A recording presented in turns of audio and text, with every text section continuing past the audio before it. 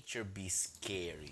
Nature be scary. Like some of the shit that you like even like in Malta, like Malta has no particularly dangerous animals. But Apart from Maltese. apart from Maltese people on the road, yeah, starting to seconds in on the road, taking a dig at our country. But now, for example, like the sea, right? Uh-huh. I love swimming. I love swimming in deep sea as well. But man, whenever it's like that, crossing to Gozo, for example, that deep blue, dark sea, like Yeah, no, that's scary. that's fucking scary, man. What is it I can't called? do it. The phobia of like open water, like deep water. My God. I can't remember what it's called. I Yeah. know it, but I can't remember. What is the phobia of Yeah. open water?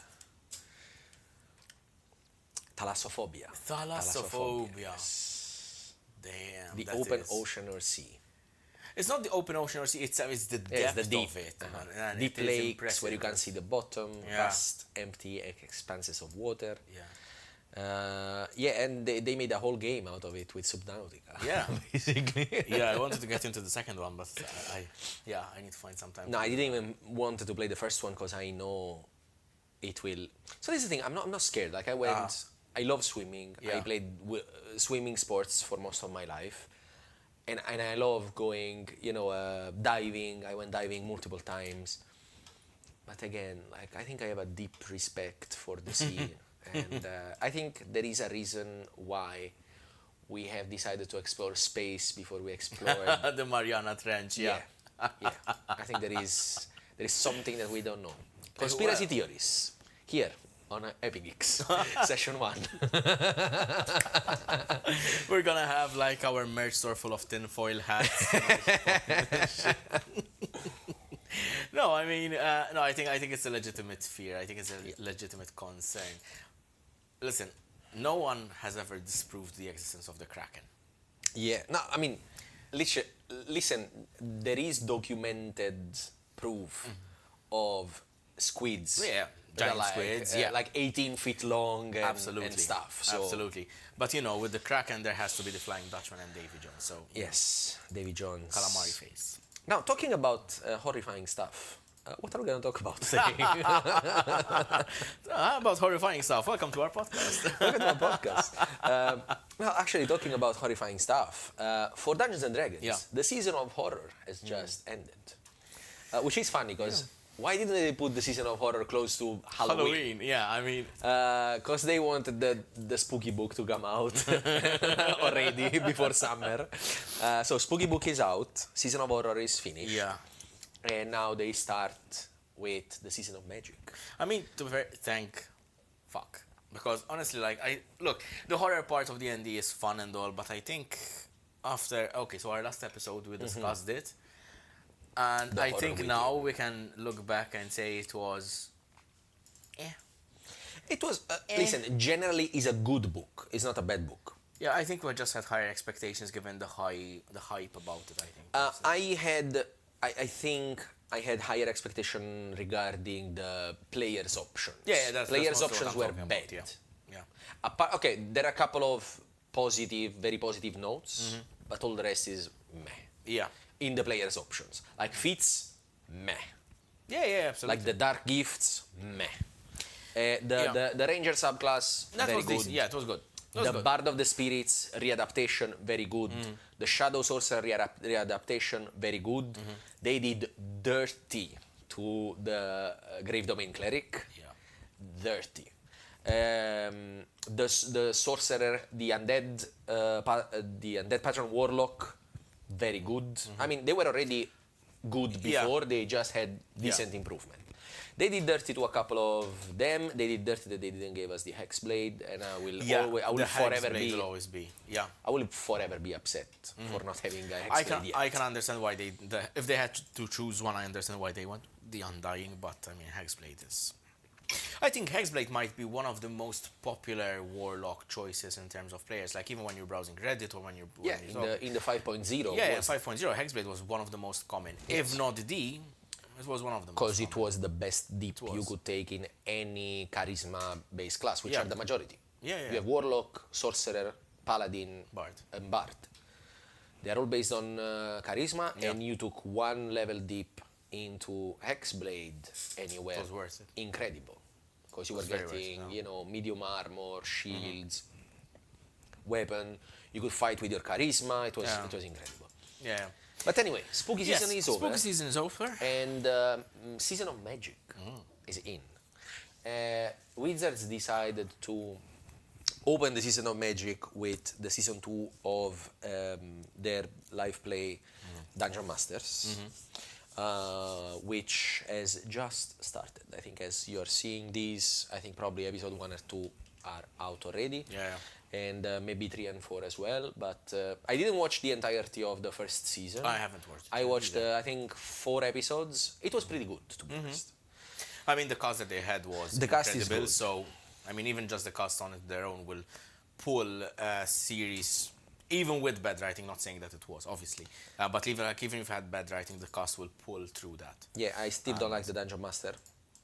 I still don't like Jasmine Buller as a Dungeon Master. Yeah, I don't think she's as good as the rest of the cast. I think the rest of the cast is better than the DM. That's a sticky situation to be in, huh? Like, there's always the expectation as the DM to be the best around the table. Like, you need to be the one on top of the game. You have to be on top of the game. I mean, and she's like, I'm not saying she's a bad DM. It's just that there are, I think, more skilled Dungeon Masters. Obviously, if you look at Matthew Mercer, if you look at Brendan Lee Mulligan, Abria, I think Abria would have done, okay, let's say personal taste, I would have liked it more. If they wanted a female Dungeon Master, Abria would have been a better choice, in my opinion. But also, she just had a baby. Yeah, of course. Priorities. Also, she has Critical Role going on, she has Dimension 20 going on, and she has her own thing that she does with Brennan and Lou Wilson and what's the name of the Asian lady that plays D&D? She's amazing, and I love her, but I don't remember her name. But anyway, they have also like a podcast that they DM in rounds, each one of them. So she'll probably be pretty busy. But the rest of the cast returns in the campaign too. So Mayanna Berin is gonna play. Oh, by the way, and they're all gonna play new subclasses that come out in the new book, which is Arcana Unleashed. I mean, to be fair, I think the series that is being produced, it is being produced specifically to promote the books that they're coming out with, which may not be a bad thing, obviously. Like, I mean, at least players get to see what they can see the potential of the application of the classes, at least. Yeah, absolutely. Rather than just buying the book and then And also, it's nice to see that they give you always the opportunity to preview the new ones. Yeah. Because obviously there is going to be a number of subclasses that they bring from 5.0, and there is always a couple of new ones. And there is always the new ones in the thing. So that is a good theme. So we're going to talk about that in a moment. We're going to give more information. But also, we wanted to give our own spin on the episode, not talking just about official D&D news. We have a big conversation. We had a big conversation in the last couple of weeks. Because we took a little bit of a hiatus. We took a bit of a break to try and catch up with all the other shit that's also, going on. We were sick for a number of days, both of us. Wow, man. I am still injured as we record. My ankle just fucked me up. We will not disclose how. No. Because I'm old and that's embarrassing. Well, I mean, it's I would like to say that we are not maturing like wine. More like maturing like milk, perhaps. Yes. Talking about it. With choice of drink, milk. I'm sorry, I want healthy bones. Sue me. So yes, we're gonna talk about what we think are the best and worst changes from 5.0 edition to 5.5. Yes. Which is basically 5th edition 2014 and 5th edition 2024. Yes. Now, first and foremost, I think the best change that they did was change 2024 to 5.5. Oh, Jesus fucking Christ. That was the best one, and we can both agree on it. Yes, please. But we'll get to the rest of that. Immediately. Yeah, absolutely. I mean, it was so stupid to begin with. Long titles never never lost, and it was just so fucking stupid, man. Yes. So stupid. But anyway, we'll talk about that. We'll talk about that. some things that we agree on. We'll talk about some things that we disagree on. But you'll see. You'll see. And then I have two changes that I would have made from 5.0 to 5.5, in which one you agree with me, the other one not so much. Shall we get to it? So these and more in, what is episode 20? 20 episodes. 20. God damn. 20 episodes. So episode 20 of session 1, roll the fucking clip.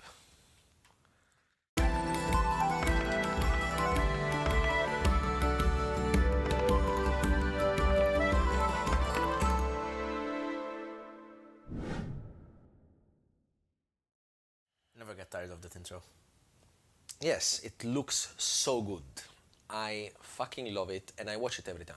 Yeah, I never skip it. And sometimes when I go on our YouTube channel, I just see the video there and I just go watch it. It was one of those things where it's like, it's ours. We have an intro. We have an intro. It's one of those things. Obviously, as always, thank you to Andre, Lustravi Romero. Yeah, he did a great job. Excellent. He did a great job with that. Yeah. Yes. And it was fun. It was a lot of fun. And thank you for rolling the dice. Yes, rolling the dice in an incredible way. We had to re-roll the die, I think, a bajillion of times. But then in the end, it looked pretty good. Yeah, I will have a very, very decent result. Overall, the final outcome of that intro was, we were pretty happy with it. We're very happy with it. Very happy with it, indeed. But yes, speaking of things we're happy with, let's go into one of my favorite areas of Dungeons and Dragons, and probably same as for everyone, I suppose. It is the magic. Yes. Let's talk about the Arcane. So we're going to talk about the Arcane. We're going to talk about the new book that is coming out, which is Arcana Unleashed. Now, Arcana Unleashed, as we were hinting at before, comes with the season 2 of Dungeon Masters, and the 4 players are going to play 4 subclasses that are included in the book. So we know that those are for sure confirmed to appear in the book, which are the Vestige, Patron, Warlock. Man, we've talked about it. It has not changed much. Look at what they did to my boy kind of shit. Yeah. It has not changed much compared to the UA, unfortunately. It is better than the UA. They implemented some adjustment. I just don't like the idea and the flavor of it. It's a personal thing. I think there are way better Warlocks. There are way better choices. Like story-wise, you can implement the same idea in different ways. So now officially in Dungeons and Dragons there are 3 pet classes. There's obviously the hunter. The ranger. Yes, there is the Beastmaster Ranger. Yeah, there's the artificer. There is the Battlesmith Artificer, which is technically not a pet. No, but I mean it's the Frankenstein one. There is also the Reanimator. The Reanimator. But also the Battlesmith, because you have the construct, the construct and the undead. There is now and now there is the Vestige. The Vestige Patron Warlock. I don't think if there is anything else as a pet. I mean, to be honest, any Warlock can have a pet. Like my Warlock has a but pet that's a familiar. It's like a very special family. Like you can do things that normal. It's a very special boy. Oh my God! If you see the last episode that we have recorded, you will see how special he is. Let's not talk about that. Trauma. Trauma for everybody now, not just for me. So I don't think the Warlock needed to be a pet class. I think the Warlock could have very much benefited. And I don't know, man. I can understand your patron giving you something to accompany you, maybe to hold your leash or maybe to aid you in his grander goal, but I don't think it needed to be a pet. I think the familiar just fulfills that role well enough for a Warlock.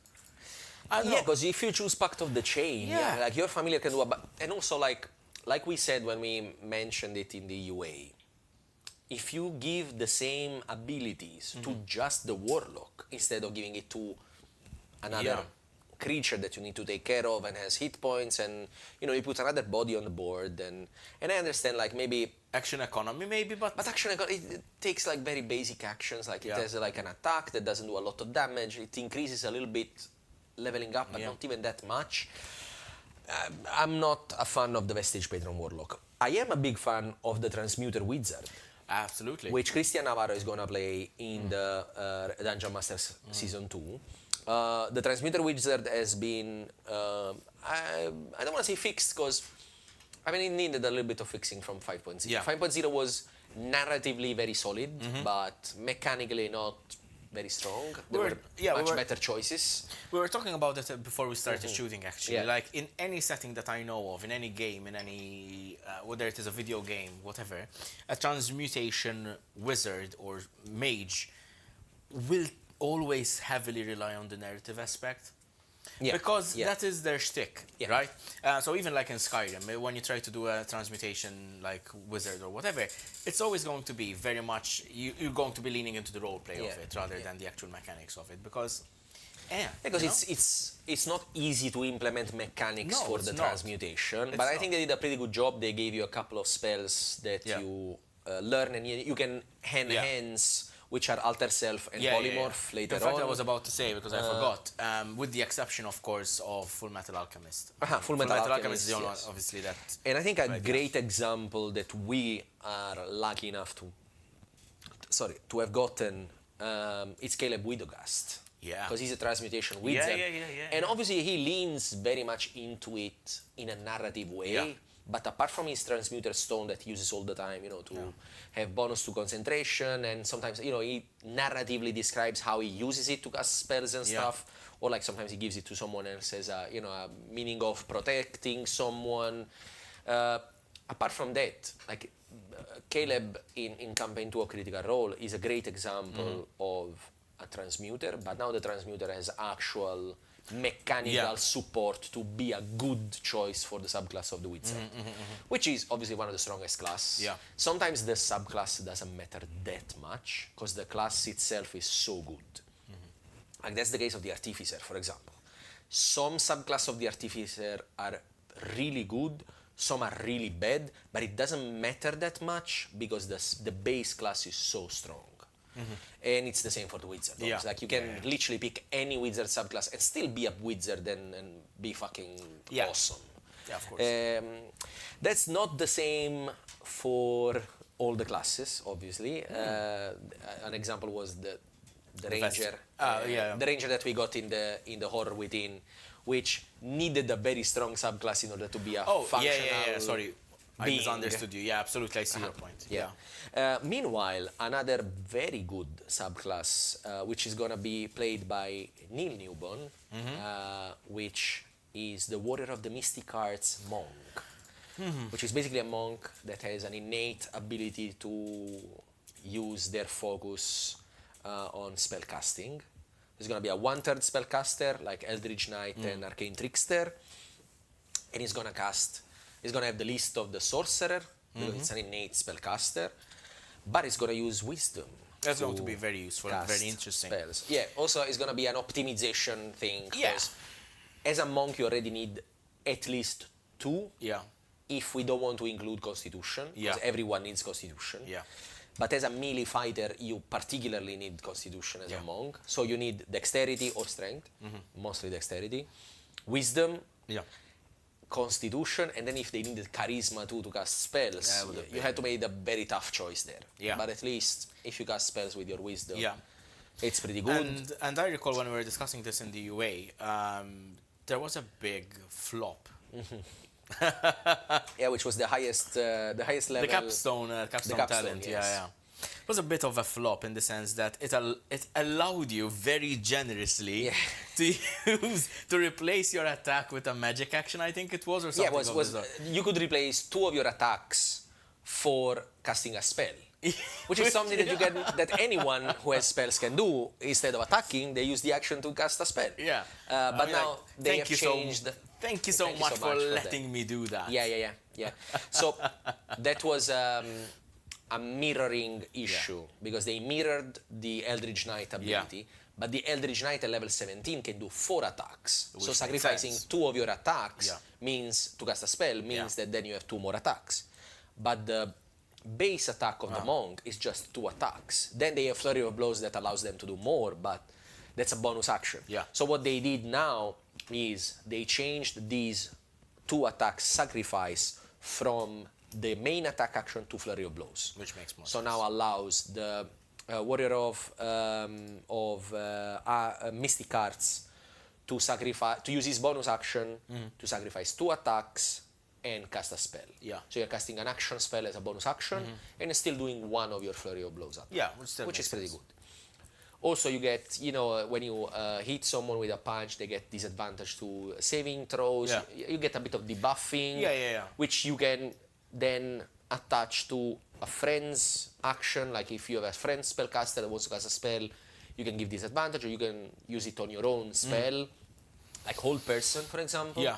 Which on a monk is great. Absolutely. 'Cause Absolutely. You 'Cause you got a paralyze crit. and then you start pummeling, pum, and every attack is a crit. So that's really good. Yeah. The last one that we haven't seen yet, which is going to be in the Dungeon Masters game, is the Arcane Archer Fighter, which I am waiting so much for it. Because when I started playing D&D in 3.0 and 3.5, the Arcane Archer was a badass fucking class. Was so good. You needed to be both a wizard and a fighter. Because before it was not a subclass, it was like a prestige class. Yeah, prestige class. So you had to have certain prerequisites in order to access that class, and you had to be both a fighter and a wizard of a good level, because you had to cast, I think, 3rd level spells and have at least 2 attacks. So you had to be 5 and 5 at least. And it was insane. Like you could literally put certain spells into your arrows and then shoot the arrow and then have the effect of the spell. So you could literally put a fireball into an arrow and then shoot the arrow at someone and do the damage of the arrow, and then the fireball would explode around them. It was pretty cool. Yeah. I hope they don't do dirty to the Arcane Archer, because they did dirty already in 5.0. Yeah. Arcane Archer was a terrible subclass. It was not terrible per se, it just had such a limited use of their ability, like only 2 of their magical arrow. Like, they had a choice, I think, of like 4 or 6 different options for their magical arrow, which were not great, but were not bad. Yeah. But they only had 2 use per, I think, short rest or long rest, which is very little. I think going from 3.5 to 5th edition, I think well, obviously 4th never happened. I don't know why they skipped 4th edition. I don't know why they have an online game based on 4th edition. 4th edition that's weird. But that's yeah, weird. I mean, going from 3.5 to 5th, I think there was quite a hit in a lot of, I think, in Dungeons and Dragons across the board, to be honest. They had to tune down a lot of things. So 3.5, especially towards the last few years, was broken. 3.5 is the most popular version of Dungeons and Dragons to ever have been played so far. Before 5th edition. Before 5th edition. Before 5th edition. Because 5th edition made it very popular, and that's what happened. Yes. I feel like the 3.5 players that used to play it were more into it than the majority of 5th edition players that there are nowadays. Yeah, because it was much harder to pick up. Was much less player friendly. So once you got into it, it meant you were really like a mechanical monster. Like you wanted to build stuff in a very... It was a very crunchy edition. From that point of view. But, we are looking for the Arcane Archer. We don't know much about it yet. The other 3 subclasses I've seen, they are available on the internet if you know where to search, but the Arcane Archer not yet. But what do we know about Arcana Unleashed? So the book is divided into 3 parts. There is the main source book, which is Arcana Unleashed. Then attached to it there is an adventure, which is Arcana Unleashed Deadfall, which is a high-level adventure, and it's the first high-level adventure for 5.5, from level 11 to 20. That is, I think, optimistic. Yes, from level 11 to 20, and obviously it starts at level 11, so you can even just start, make a level 11 character, which I would love to. I never started a campaign as well with a high-level character already. And it's going to be like that. We need to have something like between us, even just off cameras or stuff like that. Like we need to have something like that. Like even in the Forgotten Realms, just hop from one published book to another. To be honest, right now I'm running a campaign, which Candlekeep, is right? Candlekeep Yeah. Mysteries, which does go from level 1 to level 20. It has enough adventure, and every adventure pretty much levels you up one level. I think there are 22 adventures in Candlekeep Mysteries. Obviously, it does need some adaptation because it's a 5.0 and my players are playing 5.5 characters, course. and 5.5 characters are much more efficient Yes. than 5.0s and less broken. Because yeah, I think something I was considering the other day is that the changes between 5.0 and 5.5 didn't really raise the level of the players, but I think they raised the floor of like how bad a character can be.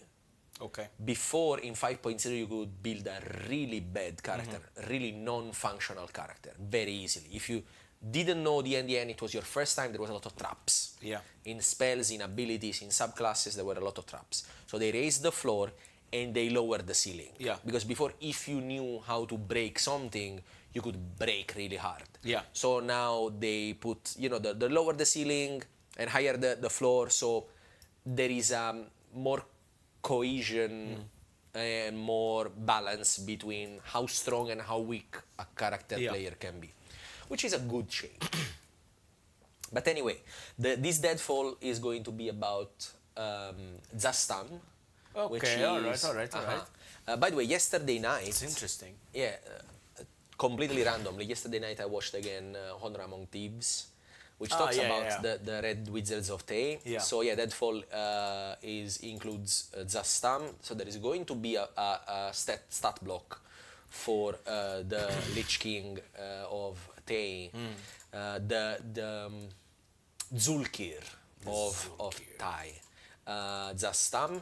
And seeing that finally they got a high-level adventure for 5.5, I would say we reached finally the point that, in my opinion, is worth switching from 5.0 to 5.5, because now there is enough material out that is worth to invest and say, okay, let's move to that. Because in the beginning, there was just the 3 core books, and then there was the Dragon Adventure that was... Yeah, it was a bit missed, to be honest. It was okay. Yeah, and then Forgotten Realms came out. Yes, which also gives you a bit of adventures, but Baron, is always like low level. And now that you have also a high level adventure, you can actually run something from level 1 to level 20. With with a group pre-made of players, stuff. Then there is a third part of the book, which is Arcana Unleashed map pack. Map pack. Which are maps. Now, I believe there are going to be... this is both for the digital and physical version. Obviously, for the digital version, probably the maps will be on D&D Beyond. But I believe you can download it and use it in any VTT you want. Yeah, you can. And I guess for the physical one, there's going to be actual... printed maps. They do provide for the adventure. They do have stuff like that. They're really pushing hard on D&D Beyond to go on their map encounter tool, the VTT map that they have. Which I hate. I hate it as well. I prefer using the encounter ones, even if it is not tuned with CRs. But I prefer having that toolkit of changing turns. I don't need the map. I just need someone to keep track of the turn. That's all. But that's not good. The digital version on D&D Beyond is quite cheap, to be honest. For the amount of stuff, the 3 books together are almost 300 pages, like 280 something pages, and the digital version is only $50. That's worth it. So it's not bad. Obviously, if you want the digital and physical version, I think it's like 150 or 160, something like that. But probably the physical version will be a little bit more expensive, but somewhere in between 160 something and 50. So it's gonna be maybe around 100, I guess. I'll see if 80, 90. I'll see if I can get it as well. Like Ravenloft is still missing, but I have it booked actually. I have it booked. The alternate cover. Yeah, they're gonna have an alternate cover for this one. They didn't show it yet, but they're gonna have alternate cover for the Arcana Unleashed as well. So I mean, okay, so we're going back to the Forgotten Realms rather than other settings, I suppose. I don't think they're ever gonna move away from the Forgotten Realms as a main focus, because they have so much stuff for the Forgotten Realms and such a player base that knows the Forgotten Realms. Because in the beginning, In the beginning, Forgotten Realms was not the official D&D word. It Was only it- came. The first one was Grey. Greyland. Greyhawk. Greylands, Madonna. I'm so Was Grey good Oak. with Then, Yeah. then the Forgotten Realms came, and technically, in the very, very, very beginning, at the end of until the end of second edition, it was still Grey Oak, but there was Forgotten Realms. Then third edition, they started the very first, I think, couple of books, in which they wanted to keep.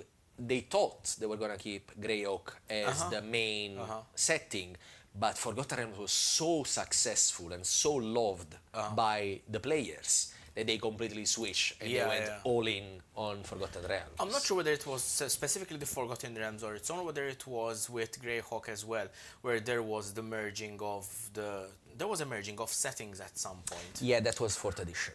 Fourth edition, that was. So what they did, I recently watched a very good video, which by the way I'm gonna put in our Discord, because I watched it recent. I think 2 days ago. I watched this really good.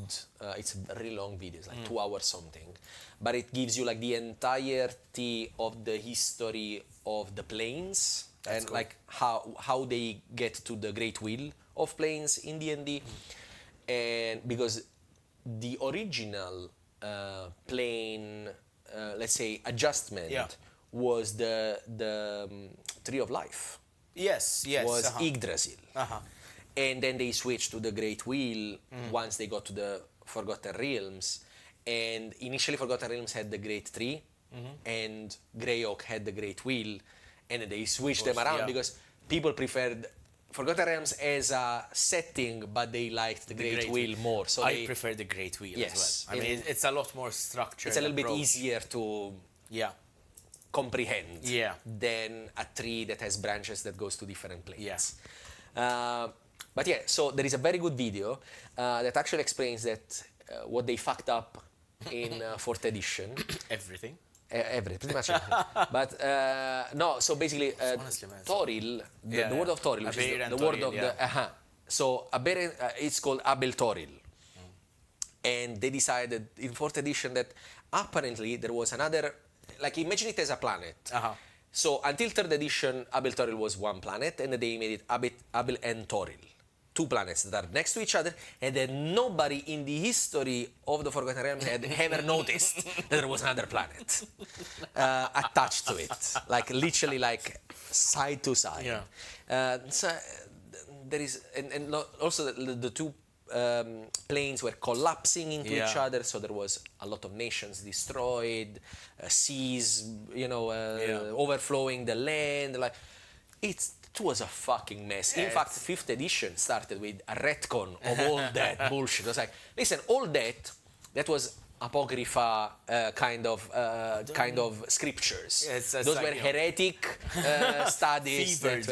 Fever dreams. You dreamt it never happened. Exactly. You know why I'm bringing this up? Because a few weeks ago, I had I don't know whether it is a misfortune or fortune, to think about Madonna, what is it called? The game, the online Dungeons and Dragons, Neverwinter Online. Yes. Game.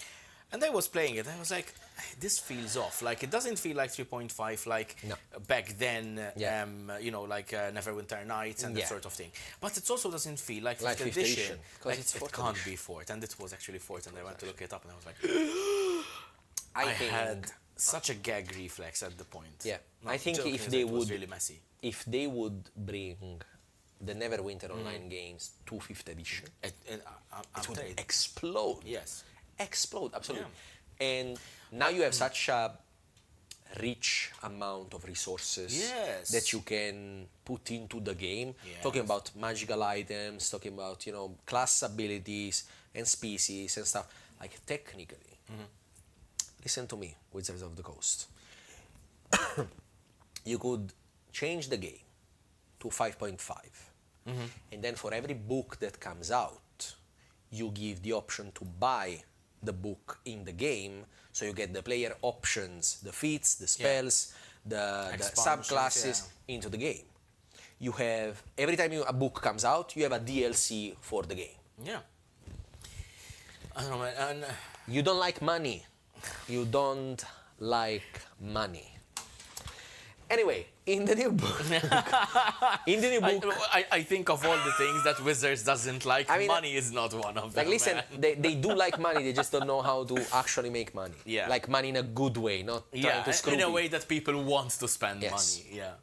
So, the new book, Arcana Unleashed, we're gonna have 8 subclasses. Yeah. We know already what are the 8. Yeah. So 4 are the ones that we have mentioned. So Vestige, Patron, Warlock, Transmuter Wizard, Warrior of the Mystic Art, Yeah. Monk, and Arcane Yeah. Archer Fighter. The other 4 are the one that I had before. When we wrote these, we didn't know for sure Yeah. which were the thing, and I had put a guess. So my guess was Peppe's prediction for the other 4 subclasses was Cleric, Arcana Domain, Wizard Conjurer, Wizard Enchanter, and Wizard Necromancer. And those are going to be in the book.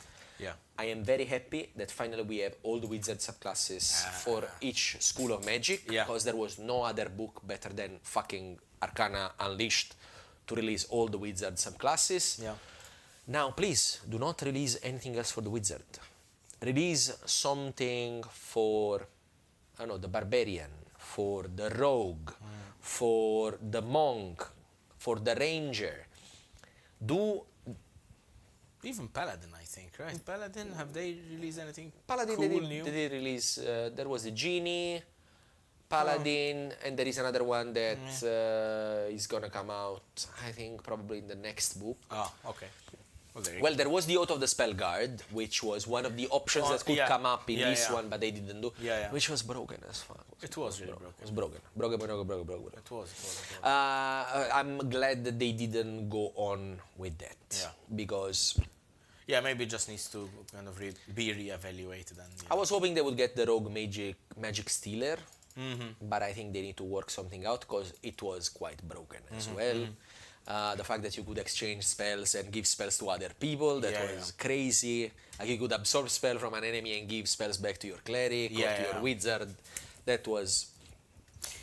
But Anyway. what I would like to see is... Now you did a book dedicated to spellcasters. Please do a book dedicated to marshals. Marshals need help. They are so underpowered compared to spellcasters. I think it has always been the case. It has always been the case. Now it's less... The gap is The less gap is... broad. Because as you still. said, 5.5 kind of obviously raised the floor and lowered the ceiling. So the gap between the most broken and the most non-functional is very small. Yeah. Very small. It's much smaller than before, yes. But martial classes have always been strong early to mid-game. yeah. And then mid to late game, it's always been the spellcasters. Yeah. But I mean, you've got a group of players, say 2 of which are marshals, 2 of which are spellcasters. The spellcasters are fucking causing world-bending shit, man. Yeah. Already at level, I don't want to say level 5, okay, but already level 7, level 8. Yeah. The spellcasters can do insane stuff. They can start polymorphing into giant apes and mammoths and stuff. And the fighter is doing 2 attacks with his sword. Yeah. At best, if you are a battle master, you can do some cool stuff. Yeah. If you are an Eldritch Knight, you can summon your sword, I guess, or cast shield, which the wizard can do at level 1. You go, buddy. You can do it, buddy. I mean, it's that kind of thing with a martial at high level. Still, it's good because as a fighter, you can be in full plate armor and have a shield and cast shield and have 30 in AC. Yeah. But it's for 1 round. Like, outside of the combat, you're not gonna do a lot of stuff. That's absolutely true. There are a lot of classes that need Ranger and Rogue specifically, because Rogue, I think everyone is underestimating how weak the Rogue is. Yeah. In the sense that the Rogue has a lot of utility, because a lot of skills and expertises and stuff, but in a fight, the Rogue suffers. The Rogue suffers. They're not meant for prolonged, long boss fights. You know? They're meant, I know that they're meant for the non-boss fight encounters, kind of where you're not fighting 20 enemies at one go. You get one enemy, you get a sneak attack in, you deal a good chunk of damage, and kind of you move on from And there. also, I think the problem is the reliability on they always have to rely on someone else being there. Yeah. Because otherwise they can't do sneak attack. Yeah. Unless they hide and then they... But if you don't have an option to hide, or if you don't have... Let's say in a group, in a party, you don't have an actual melee fighter, and you have a rogue on its own. The rogue on its own can almost never sneak attack. Yeah. Unless you have to choose things around, like, okay, you choose the...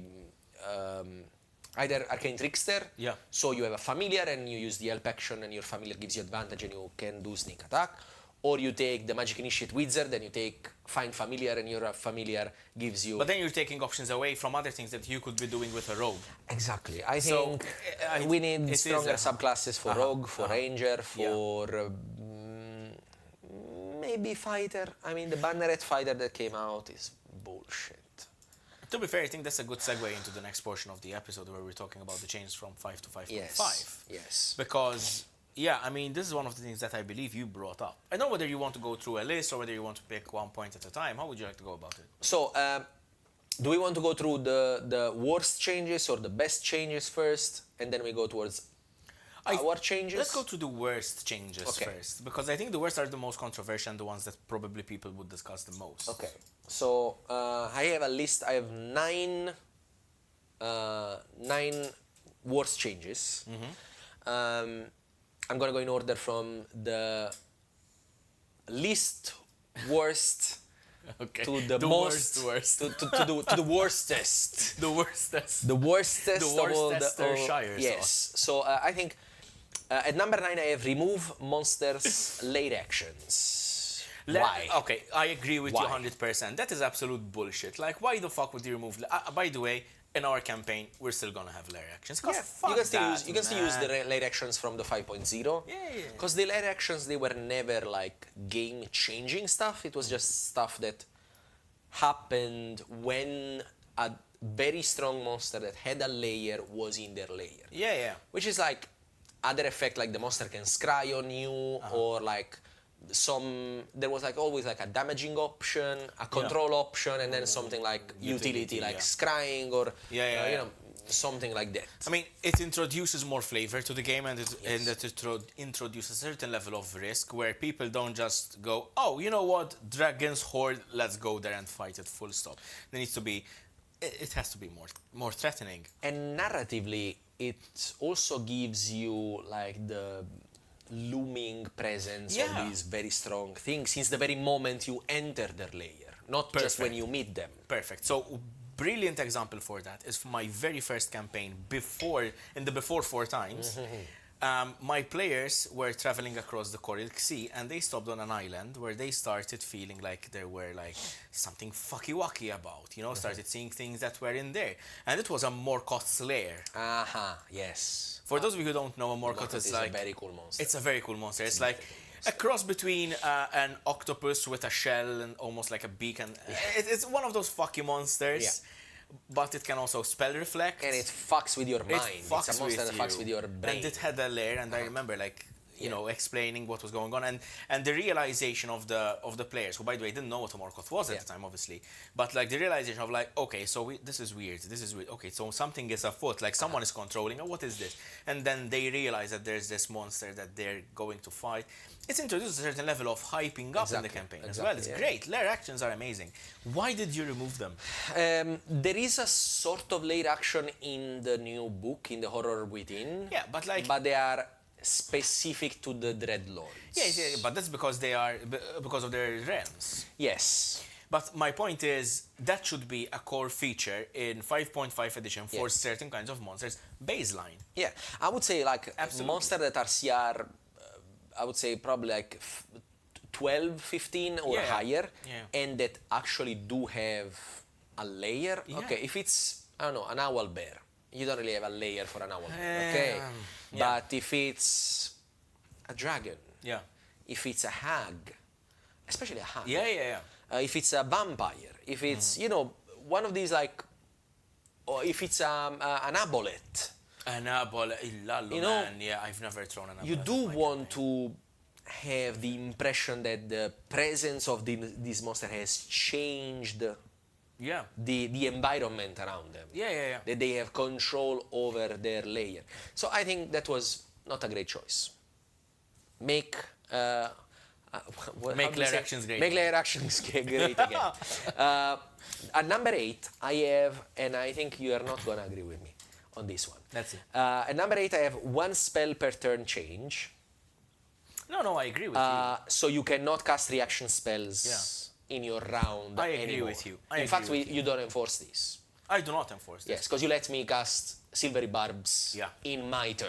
Yes. Because, so, in 5.0, you had this rule that if you cast a spell with an action, if you cast a spell with a bonus action, you could only, a leveled spell with a bonus action, you could only cast a cantrip with an action. Yeah. Or if you cast a spell with an action, you could not, there was no spell with a bonus action.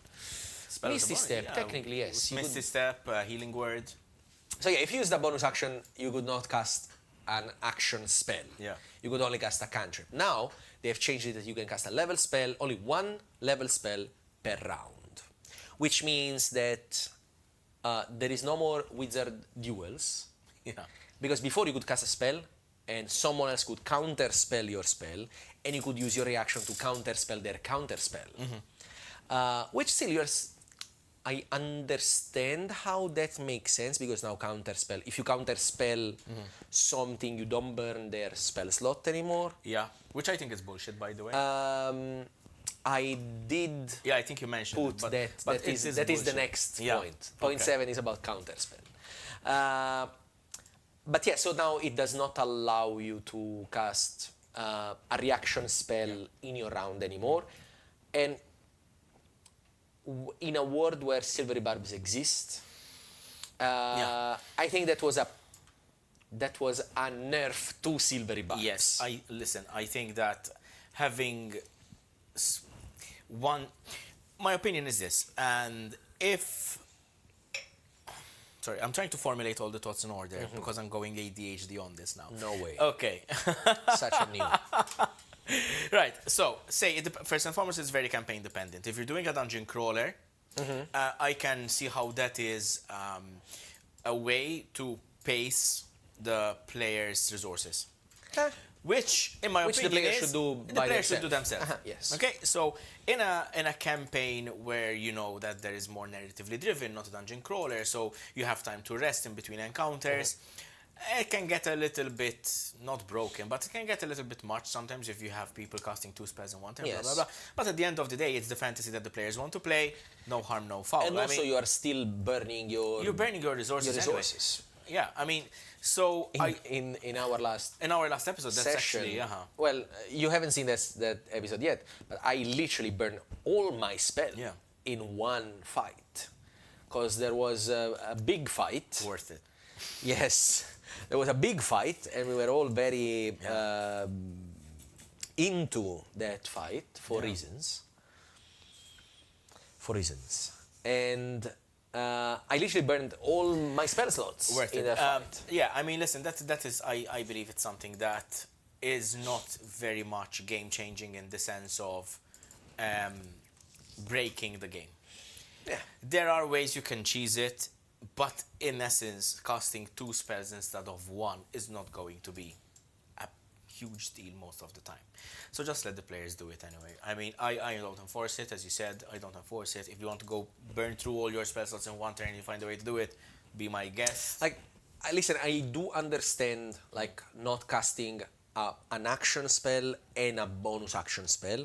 I understand that, because that can be a lot.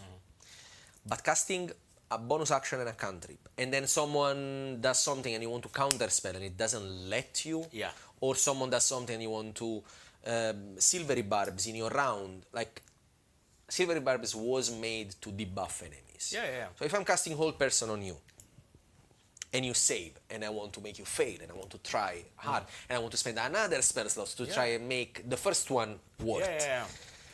I think, Do it. I'm spending 2 spell slots to make the Hold Person work. I think it's already a steep price to pay, because you might still save. Yeah. You might still roll. You're just increasing your chances of success. That's Exactly. it. I mean, and I think if the player want to pay that price, Yeah. they should. And going to number 7, which is Counterspell changes, I understand why they did that. Because It was confusing in the past. it was confusing. Now it's a little bit easier Yeah. to counterspell, but at the same time, monsters don't have spell slots anymore. Yeah. So when it says you do not consume a spell slot Doesn't do once jack you shit. counterspell, it does not affect another player, but it does affect the monster.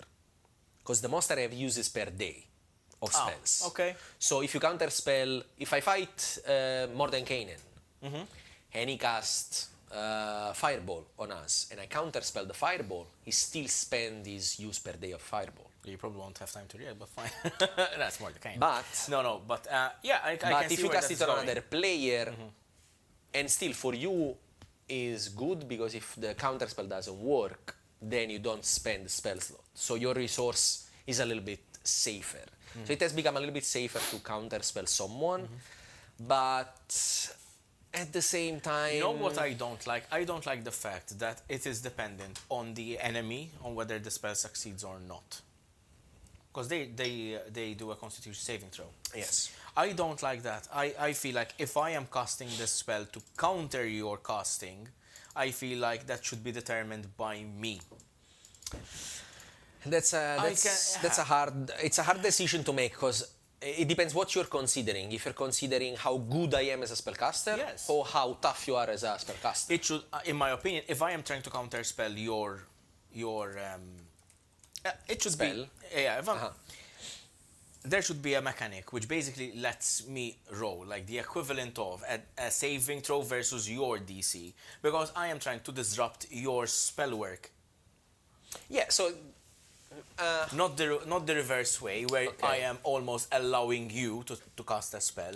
But so how it works now is that if you're casting a spell and I'm countering it, I need to roll a Constitution saving and beat throw my saving throw, and beat your saving which means that you are showing how strong you are as a spellcaster versus my counter spell. But not necessarily, because it's showing how the fortitude of mind of the target, not the actual spell casting ability. Yeah, it's more the fortitude of body, because you're doing a constitution saving throw. Yeah, but that's As the a point. concentration That's the check. point. It Yeah. should, if anything, okay, if you want to leave it there. So you will want it to be based on like intelligence, wisdom, or charisma, instead for of example. I think constitution. that would be harder for the counter speller, granted, because Yeah. obviously the caster is going to have a high stat in that probably. But the point is, if I am casting a powerful spell because I'm a very powerful caster, you should not be some rinky-dink fucking, idiot from nowhere. Yeah, but for if you're a example, powerful counterspell. spellcaster, you got your constitution covered, most likely. Because this is the You thing, know- you would never be able to counterspell anyone. Because Vecna, Yeah. for example, I think has like a plus 13 to their intelligence saving throw. You are never gonna beat that. Yes, but Or for maybe, example, Vecna. a plus 17. Yes, but Vecna, should anyone be able to counterspell Vecna? I think so. Because think- when you're fighting Vecna, you're probably level 18 to 20. You are not a legendary Yeah, but spellcaster, Vecna, but you are. man. Yeah, but imagine Scanlan not being able to counterspell Vecna. Yes, How I much? know, but how much of a worse story that would be? That's what I'm saying. Like the way you are envisioning it makes counterspell non-viable anymore. Because strong monster spellcaster is an insane stat to their ability, their spellcasting ability. They can have 30 in intelligence, which you as a player you can't beat. Yes, I know. It's non-viable I don't like the anymore, fact you know? that it is a constitution, because there's already the concentration aspect to spellcasting, which is fair, because that one, yes, because it's exerting a toll on your body, and you're trying to maintain concentration, you're trying to focus, and that's fair. But I think just the act of casting a spell, I would honestly prefer the way it was before. As complicated as it was. And I didn't like Counterspell as much before, to be honest, because it was a little bit convoluted to get what you want. But, especially if you had more than one person casting Counterspell. yeah. Which is also the reason why they don't let you counterspell someone who's counterspelling you. That's why the number 8 and number 7, they are strictly related because they go one into the I think other. it's a little bit bullshit. You should allow counterspell. Yeah, I agree. yeah. As a player, I agree. Even as a DM, I say, just, you know. No, even as a DM, but It's as one a of those game designer, shenanigans. now Yes, the design yes. is more clear, is cleaner, and it's more viable. I will allow a counterspell. Good to know. I will allow, because it allows for some shenanigans. No, It's to good be honest, storytelling. Counterspell has always been one of my favorite spells. It's I great, love, as a spellcaster, I love to cast Counterspell because it's just fun to say, fuck you, you don't. Yeah. But so, let's move to number 6. What is it? This, I am pretty solid on this one. Like, I will not accept, fight me on this one. So they did a change that was good, which was fixing all the subclasses enter level 3. Oh yeah, I know. Which is great. I Yeah. prefer having the entry level 3 more than having it at level 1, because at level 1 you don't know yet. Maybe they could have done it at level 2. So level 1 you adjust your class, and level 2 you get into the subclass.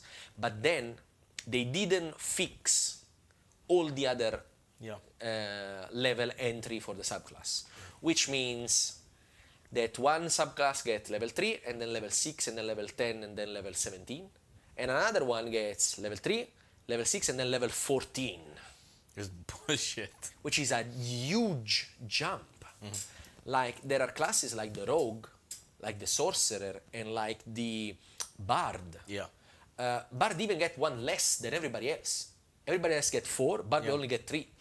There needs to be a standardization. I think I think doing 3, 6, 10 or 11, and then 17, or I would have done even 3, 6, 10, 14, and like, I don't know, 19 or 20. I think 20 should be. I think everyone should have a Subclass. capstone. Some classes get the capstone at 20, some classes get the capstone at 17, some classes get the capstone, I think, at... No, I think the earliest is level 17.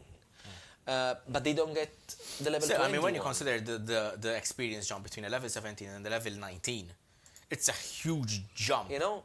You know, it's not like saying level 1 to 2. It's Some of them, significant. there are some that time get to level play. 6 to level 14. That's insane. No, I mean, I agree with you there. One thing that kind of irks me a little bit, but it's more from a narrative perspective rather than a mechanical one. Say you're a warlock, right? Or say you're a cleric. Cleric, I think, is perhaps one of the most... cleric used to choose their domain at level 1. Yes. Much like the sorcerer. warlock and Like the the sorcerer. sorcerer. So, you are a cleric devoted to... what? For 3 levels. Mechanically makes sense. Narratively, I always find it very... I don't know, man. No, Strange. I don't agree. I find I completely it strange. disagree. Because in Give the me an case of the example. cleric, Yeah. you already know what you worship. Then you become strong enough to receive that power. I don't see it that way. I'm sorry, I don't see it that I way. think I see it more narratively than mechanically, to be honest. No, I don't see it that way Because either. as a cleric, you don't change, you don't find who's your god is at level 3. You just get the boon at level 3. Yes, but... You know already, like if I want to be a war domain cleric, Yeah. level 1 and 2, I know already that Cord is gonna, in the Forgotten Realms, is gonna be my god, because he's the god of war. I already worship that god. Then I get to a level in which my god says, okay, your faith is strong I can enough see how to it can become work. this. I can see how it can work that way. I never see it working that way anyway, especially around the table with people playing it. As a warlock, especially, I think, as a warlock, because a warlock, it requires a certain pact. And if from level 1 to 2 you change the idea that you want to, for example, you want a fiend instead of a great old one, for example. I mean, as a player, you are entitled to do that, obviously. As a DM, you have to allow for it, of course. But narratively, how does that make sense? I think it just pushes a lot of campaigns to start at level 3 rather than start at level 1 and grow up to But level 3. narratively, you still have to do retcons if you want to change stuff on the way. Yes, but at least from level 1 you started as a fiend. And then you can, But that's what I'm saying, it's a harder change. Because imagine if I get the power of the fiend at level 1, and then at level 3 I'm like, I don't like the fiend, maybe I want to do Great Old One. Then you have to change all the power of the fiend that I have shown already in the campaign to be something else. Meanwhile, yes. if I have only the basic Warlock in the beginning, it's like, okay, But how does because it work? sometimes you don't even know who you're making the pact with. How do you not know who you're making the pact with? Because you haven't made the pact yet. So how do you have the power? Because that entity is interested in you. Yes. So they are, they are giving you. There's always a narrative round about it, but that's the point. Like That's what I'm saying. What I'm saying is we've had to do all this kind of like hoop jumping to get where we want to go. It doesn't seem as easy for me to narratively justify it. It can work. And also at level 1, you don't always know what you want to. I mean, I always know where I want to go. But not everyone start a character with the build in mind. Like I start a character because I have an idea and I have a build. Yeah. So I want to develop that idea and that build together. Don't get me wrong. Some people have just an idea. Some people just have a build. Don't get me Some wrong. people has nothing. Mechanically, it makes a lot of sense, as I said. But the idea is narrative. It's always narrative. I don't see it as a narrative. But anyway, whatever. Like Okay, let's say, for example, Defiance. Yeah. So, he's a Pact of the Fiend Warlock. And I got Pact of the Fiend later. Because I'm a multiclass. Okay, Yeah. but even if I went just straight Warlock, we did play a build-up to that encounter. because we had in mind, obviously, that is exactly what you wanted to do. Okay, what if then I changed my mind? Then What, you erase the build-up? No, I would leave the build up there and probably sleep even less. But but then imagine if we did a level 1 already, packed, boom, straight with that one. And then I played until level 3 and then I was like, maybe I don't want to do this devil thing anymore. And like you have more things to change because you have less. But you wouldn't time retcon, to- you would move it forward. You'd move it forward, you won't retcon it, I suppose. Maybe. But anyway, I mean, if the DM allows you to change, that is. If the DM allows you to change, obviously. But then at that point, I would allow. people me too. change. To be honest, I've allowed some of my players. I'm allowing one of my players now to change his subclass, not his class. Because he it's a wants bit to stay easier. the same class. He's just not very happy with his choice, the choice that he made. And it's not that he's not very happy. This is the problem of certain subclass, that certain subclass you always feel you have it. Your subclass powers are there all the time for you to use.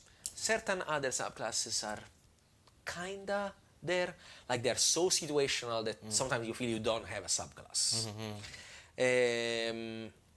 I'm looking at you, Jonathan. Hi, Jonathan. I'm looking Kurt, at you. nice to meet you. But yeah, next change. The Ranger main class being 2 Hunter's Mark dependent. Yeah, and then Hunter's not losing its efficacy as you level up, which is bullshit. Almost immediate. Level 6 already not a good spell anymore. Which is great when they had the horrors one. That's why the Horrors one is so good. that's why it was That's good. why, because you use the same usage you have to Yeah. cast Hunter's Mark, and instead of casting Hunter Marks, you get your transformation and you get other boons, which makes the Ranger a little bit more broad than just, okay, I focus on this guy and I hit him as many times as I can, as strong as I can. Because that's pretty much all the Ranger could do in combat ever. Also, it prevents you to use some other parts of your class, which are other spells. Because one of the advantages of playing a Ranger over playing a fighter is that you have spells. Exactly. But then if you don't get to use those spells because you have to go on that one spell, like for example, the entire Beastmaster, all the stuff that the Beastmaster can do better than a normal Ranger are based on the fact that he has Hunter's Mark on someone and the Beast attack the Hunter's Marked creature. That makes so I never want to cast, I don't know, like the arrow, Hail of Thorns. Hail of Thorns. Hail of Thorns. Because I'm already concentrating on Hunter's Mark. I never want to cast, I don't know, plant growth or spike growth. Why? Because I'm concentrating on Hunter's Mark. And then once, let's say you have a monk in the group that can grapple someone and drag them into the spine of the spike growth, Spike Growth does way more damage than Hunter's Mark. And then what do? You don't use your Beast of the Beastmaster anymore? I think if anything, you know, I think the very bare minimum they should have done is just have it concentration free.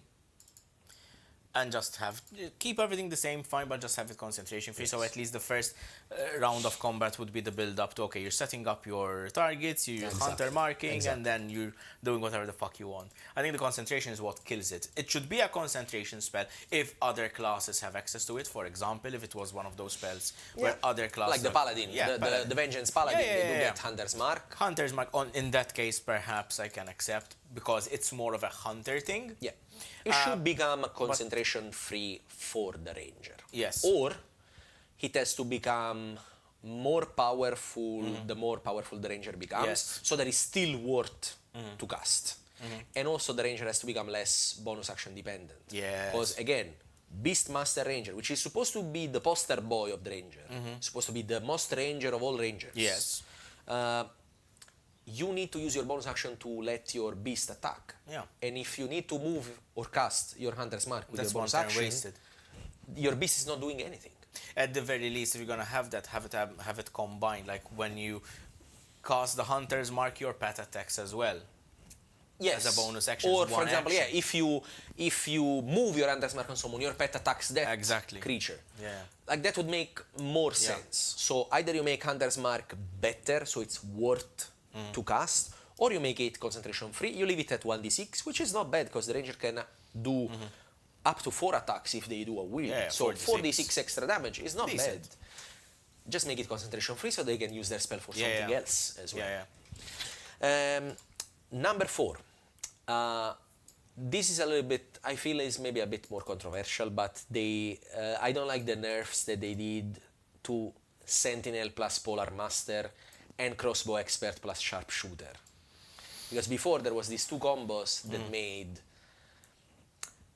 made using a polearm or using a hand crossbow the absolute best option for marshals.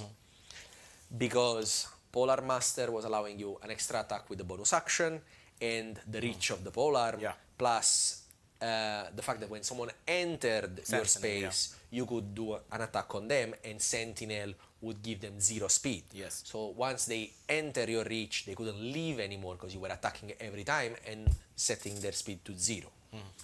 So now that the polearm attack is not an attack of opportunity anymore, it does not trigger Sentinel. So in that way, they nerfed the combo. And with Crossbow Expert plus Sharpshooter, first of all, they completely annihilated Sharpshooter, because before Sharpshooter gave you disadvantage to the attack roll and plus 10 to the damage, which was a lot. A gamble. That was a gamble anyway. Well, it was not really a gamble, because if you had a cleric that simply cast Bless, first level spell on you, that d4 is basically equiparable to having disadvantage or having advantage. Because with advantage you get, it's a more or less plus 5. So having a d4 almost balances out the disadvantage. It's more consistent. And also in 5.5 is much easier to get advantage, so to cancel completely that. And also when you get to certain level, disadvantage to an attack, you have so much to hit, the disadvantage to an attack is not really a meaningful disadvantage. So having plus 10 to the damage and being able to attack with your action and then bonus action with the crossbow, hand crossbow and crossbow expert, was basically you were doing 2 attacks with your action plus another attack with the bonus action, so 3 attacks with a ranged weapon plus 10 to all of them, which is 30 damage already, and the advantage of being far away from your enemy. So not being there to fuck with them. I understand that these... The problem with this was not that they were too powerful, was that they were the only choice. Like they made every other choice so bad in comparison that everyone was going for that. Every fighter or ranger or rogue was going for that because that was absolutely the best option. And when you have one option that is an A and the other option are like C, if all the options are C and one is A, you don't have an option. You only have A. You only have the best one. But still, do we need to nerf melee fighters? We don't. We really need to help them. Absolutely not. Yeah. If anything, we need to nerf spellcasters and not. Please don't. Not fighters. Yeah, just give more stuff to the melee. Yes, it's not about taking away. This is this is like in general in life and in society. Taking shit from other people isn't nice. Giving shit to other people. Yeah, is give nice. more to the rest. Exactly. Don't give more to the rest. remove Equity. from- Yes. Equity. Yes. Yeah, and Number 3. This is how communism starts in Yeah. Teachings from His Majesty Brennan Lee Mulligan. The biggest enemy in D&D is capitalism. So number 3 That was a good one. of the worst changes, concentration on spiritual weapon. Oh, that's bullshit. No, that is bullshit. So I mean, I can understand where they're coming from, Yeah. but it's a little bit bullshit. I think again, this is the case of being such a good option that all the other options are meaningless. Yeah.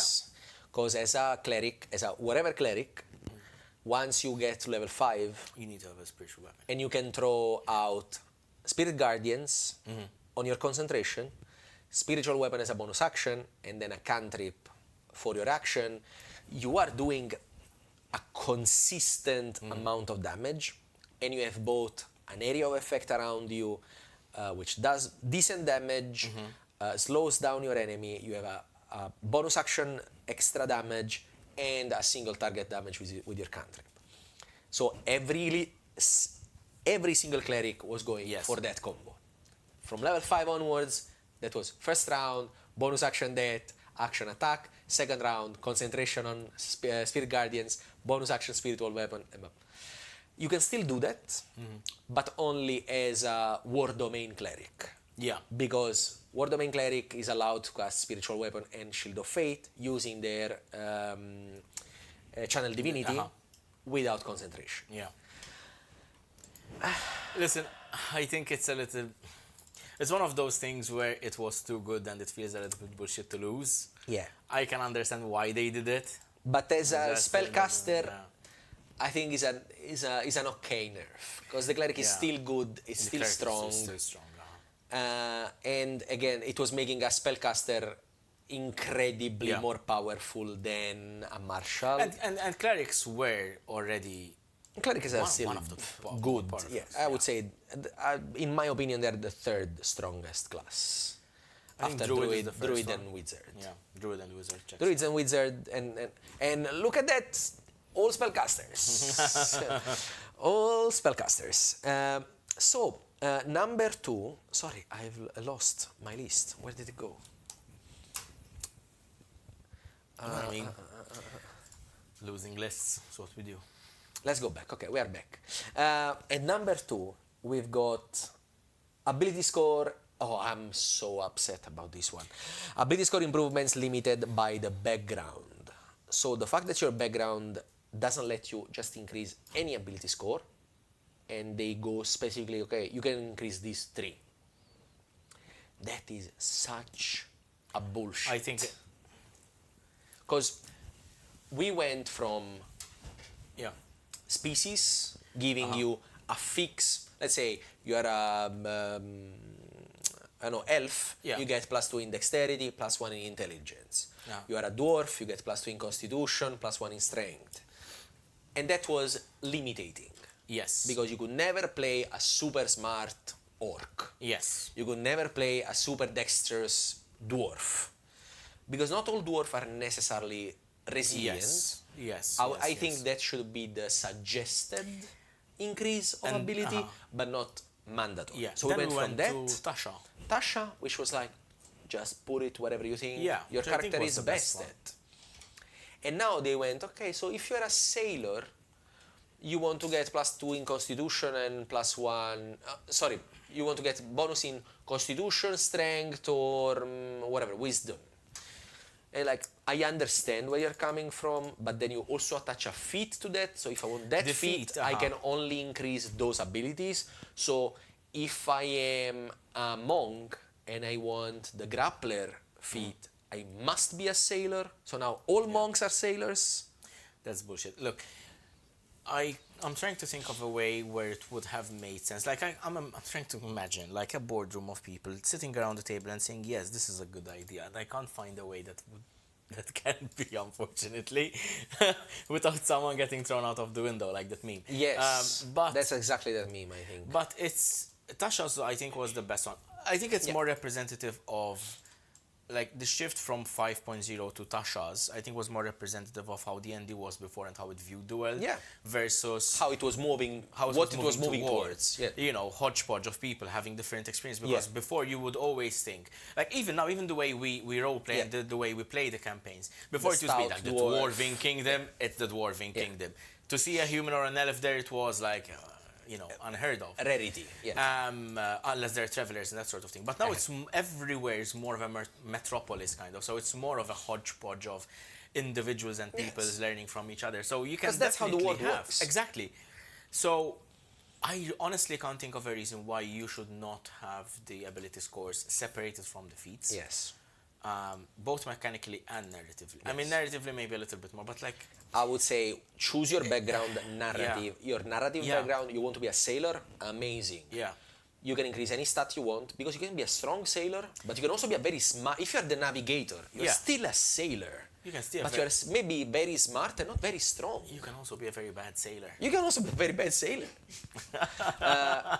So, background... Sorry, Jade died a little bit. Like, I understand... Hello, Jade, by the way. Hello, Jade. Yes, we didn't say hi to Jade today. As a sailor, I understand giving you a specific skills. Like, survival, because you're good at... absolutely. You know, maybe reading the stars and orientation and stuff, you know? Not drinking the seawater, Not drinking the seawater and that kind of things. But ability scores and feats should be just like we did when we created our characters. Because, I have to be honest, they also gave you the option to say, just pick your ability scores, pick your feat, and pick your background. So there is that option, but that option is not in the player's handbook, it's in the Dungeon Master Guide.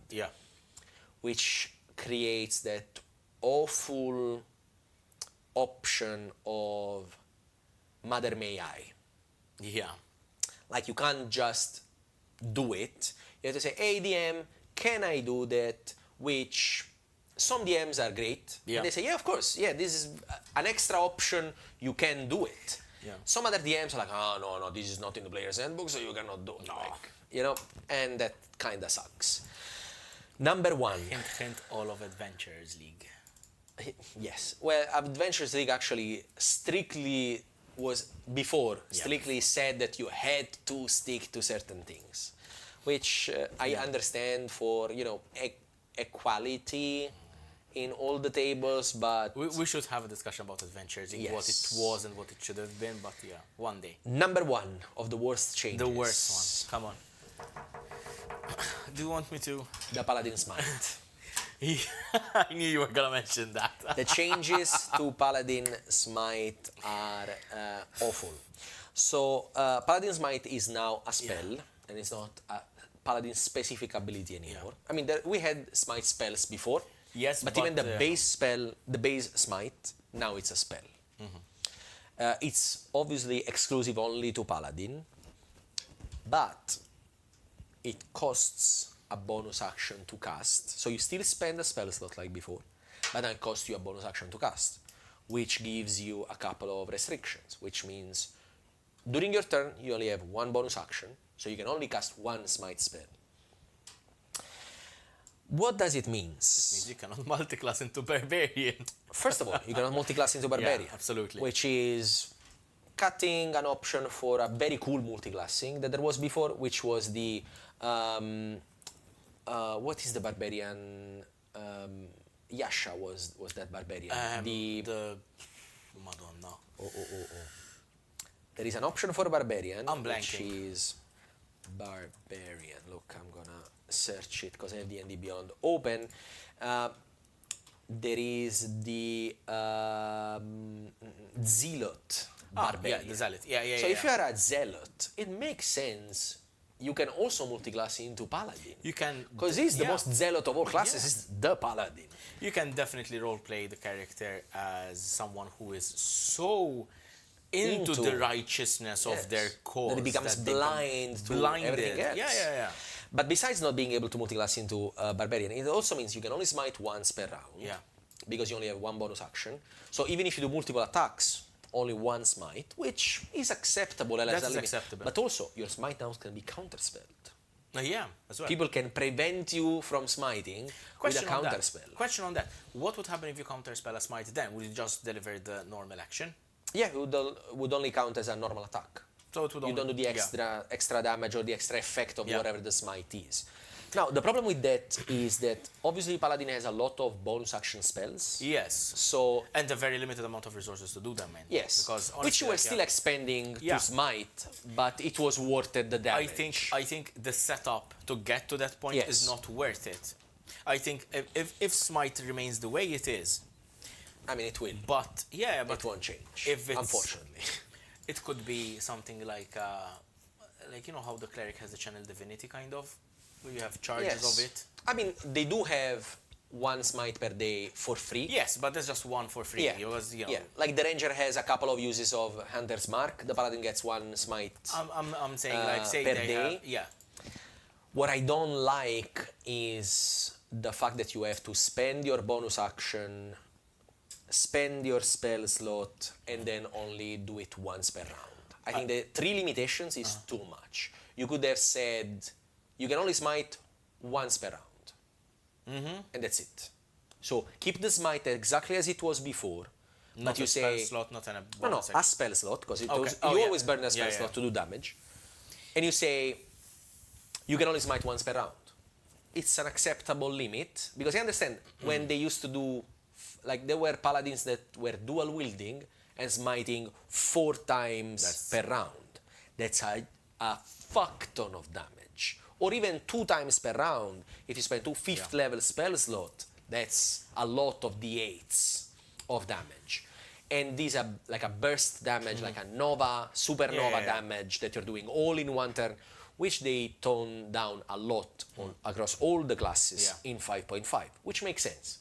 Because you don't want one character to arrive there, spend all their resources, and end an encounter on their own. But then having also sacrificing your bonus action? I'm trying to think how it would be made a little bit more favorable. I'm thinking maybe... I get the sense you're saying just remove the bonus action requirement? Yeah. Because, first of all, Paladin has other things to do with the bonus action, which now you cannot do if you want to smite. Like, you cannot cast other spells. Most of Paladin's spells are bonus actions. So you can't do those anymore. Divine Favor, you can't do in the same round cast Divine Favor and smite. You can't. But that is acceptable to me, because then, it's much like... Because Divine Favor is not concentration anymore. Yeah, but that's acceptable to me, because you're kind of like, first round you're setting up, second round onwards you hit. Exactly. That I can agree, I can see, kind of. It's just... Exactly.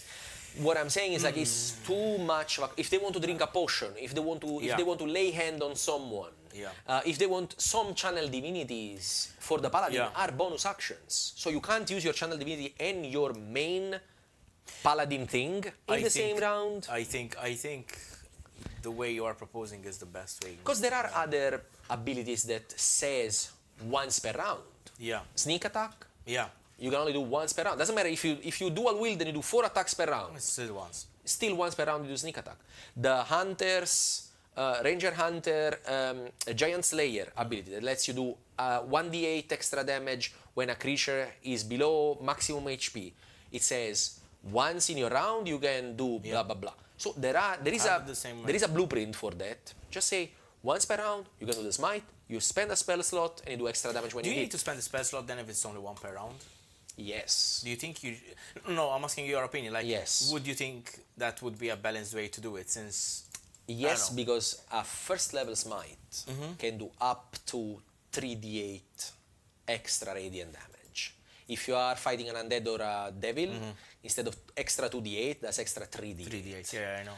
And that is as early as level 2. So level 2, if you have a long sword, you're doing 4d8 plus your strength. I think if you don't combine it with a spell slot, I think then you risk it going the same way as Hunter's Mark, in the sense that where it doesn't become viable after a certain level of growth. If you don't combine. As in, if it's if you don't buff it up as you level up, if yes, it's not a spell slot. exactly. And also the paladin later on, it gets like a default extra d8 of radiant that they just do. Like the cleric at level 8, they either get the potent cantrip or the potent strike. Yeah. So they do an extra d8 radiant basic on the attack, and the paladin gets the same. Yeah. I think I don't remember if it's at level 8 like the cleric, but they do get something like that. So it's like a base smite that they get, I think a level 11 or something, and then on top of that you can cast the smite. But having a spell slot, a bonus action, also you take that bonus action once you hit someone. So why is that not a reaction? Yeah. That's literally what a reaction is. Why you are spending your bonus action and not your reaction? Especially for a paladin, what kind of reaction would a paladin use? I mean, okay, attack of opportunity, but other than attack of opportunity... That's the point. You can't smite on attack opportunities anymore. Yeah, I know. Because being a bonus action... No, but my point is, like, what else would you use your reaction on as a paladin? Attack of opportunity is the only thing that comes to mind. Yeah, unless you, like, multi-class into whatever spellcaster and you get Counterspell. I mean, some paladin subclasses get Counterspell, but again, Counterspell is a 3rd level spell, which for a paladin means they get it to level, 15? So, still, like, Yeah. The other classes do it 10 levels before, earlier. So it's not such a... No, I actually do agree with you that this is probably the worst. I think they should have left it as it was. Just say, hey, listen, you can only do it once per turn. So that, for example, if you do an attack of opportunity, you can still smite an attack of opportunity. Yeah. Because it's not in your turn, so it's a different turn, and you still only have one reaction. Yeah. So, what, you're gonna do 2 smite per round if someone triggers your reaction? Like, don't fucking destroy my boy Paladin, you know? That was I completely too see much it your of way. a- I of a completely nerf. agree with you with this. On this, I completely do. And if I don't have any Paladin character in any of my games, if I will have, I will allow to use Smite like that. Say, you burn a spell slot like always, you do the 2d8 or 3d8 if it's a fiend or undead, but you can only do it once per round, you don't spend your bonus action. Because if you need to fucking drink a potion, like the most basic stuff, you can't do it anymore. Yeah. Anyway, so those were the worst changes. And I think we agreed on most of them, if not all of them. Yes. You know, the brain cell is being shared 95% of the time. So, do we want to go quickly through the best changes? I think very quickly. Let's do it very quickly because we are actually running out of time. Also, please let us know which do you think are the best and worst changes in the comments. 5 to 5.5. Best changes. True Strike. Best changes. 5.5. 5.5, yes. We discussed that. So, best True changes in True Strike is finally a viable option. Yeah. And gives Spellcaster an option to hit in melee in case they need. Yeah. So, good. Number 8, change of language in the stat blocks for monsters. Instead of saying it creates a sphere that surrounds itself in a range of blah, the blah, actual... blah. It just says an emanation. Fair enough. Or let's say if it has a reaction saying whenever a creature causes trigger X and effect Y. Absolutely. So much better, so much cleaner, so much easier for the DM to see, what happens, what it does. I think it reduces a lot of discussions between the rules as written versus rules as intended. It clarifies, it doesn't, maybe has a little less flavor text in the ability. Yeah, but to be fair, listen, I'm gonna tell you something. Like when we're filming and recording the D&D campaign, like during the encounter, the last thing you want is for like when I'm like trying to understand what a monster does, even with preparation, is seeing, it's like having reading a through. Madonna. Yes. No, have it easy, have it quick. I need it done. Exactly. Full stop. And stat blocker look a lot smaller than before. Before there were some stat blockers that were. Can I also add something like as a segue to this? The color of the stat blocks. I love it. Yes, I like it. I like it. The gray and I think it's much more like visually. It's more readable. Clean. Yes, clean and readable. Agreed. Absolutely. Number 6. I'm so happy for this one. Sorry. No, number 7. 7. Number 7. They have given monster a better action economy and provided ranged options to most creatures. Yes. Because before, crossbow expert was so good because it allows you to do multiple attacks and be at range and do extra damage, and then the only option for the monster was to go all the way towards you, and you still could back up every round and keep the distance, and now the monster can just fucking throw something at you. And usually ranged attack now are lesser number of attacks but more damage. Yes. So if let's say an ogre does 2 attacks in melee, they only do 1 attack at range, but is much more It'll be damage. a bowler. Exactly, precisely that. Number 6 is my favorite, best. I don't want to say that my favorite, but one of my favorite. The removal of resistance to non-magical bludgeoning, piercing, and slashing damage. I can. Because that is such a quality of life for melee. Yeah. Because again, sorcerer first level, firebolt. Wizard first level, shocking grasp. Cleric first level, radiant, whatever it's called. Yeah. Fighter, sword. Rogue, dagger. Ranger, scimitar.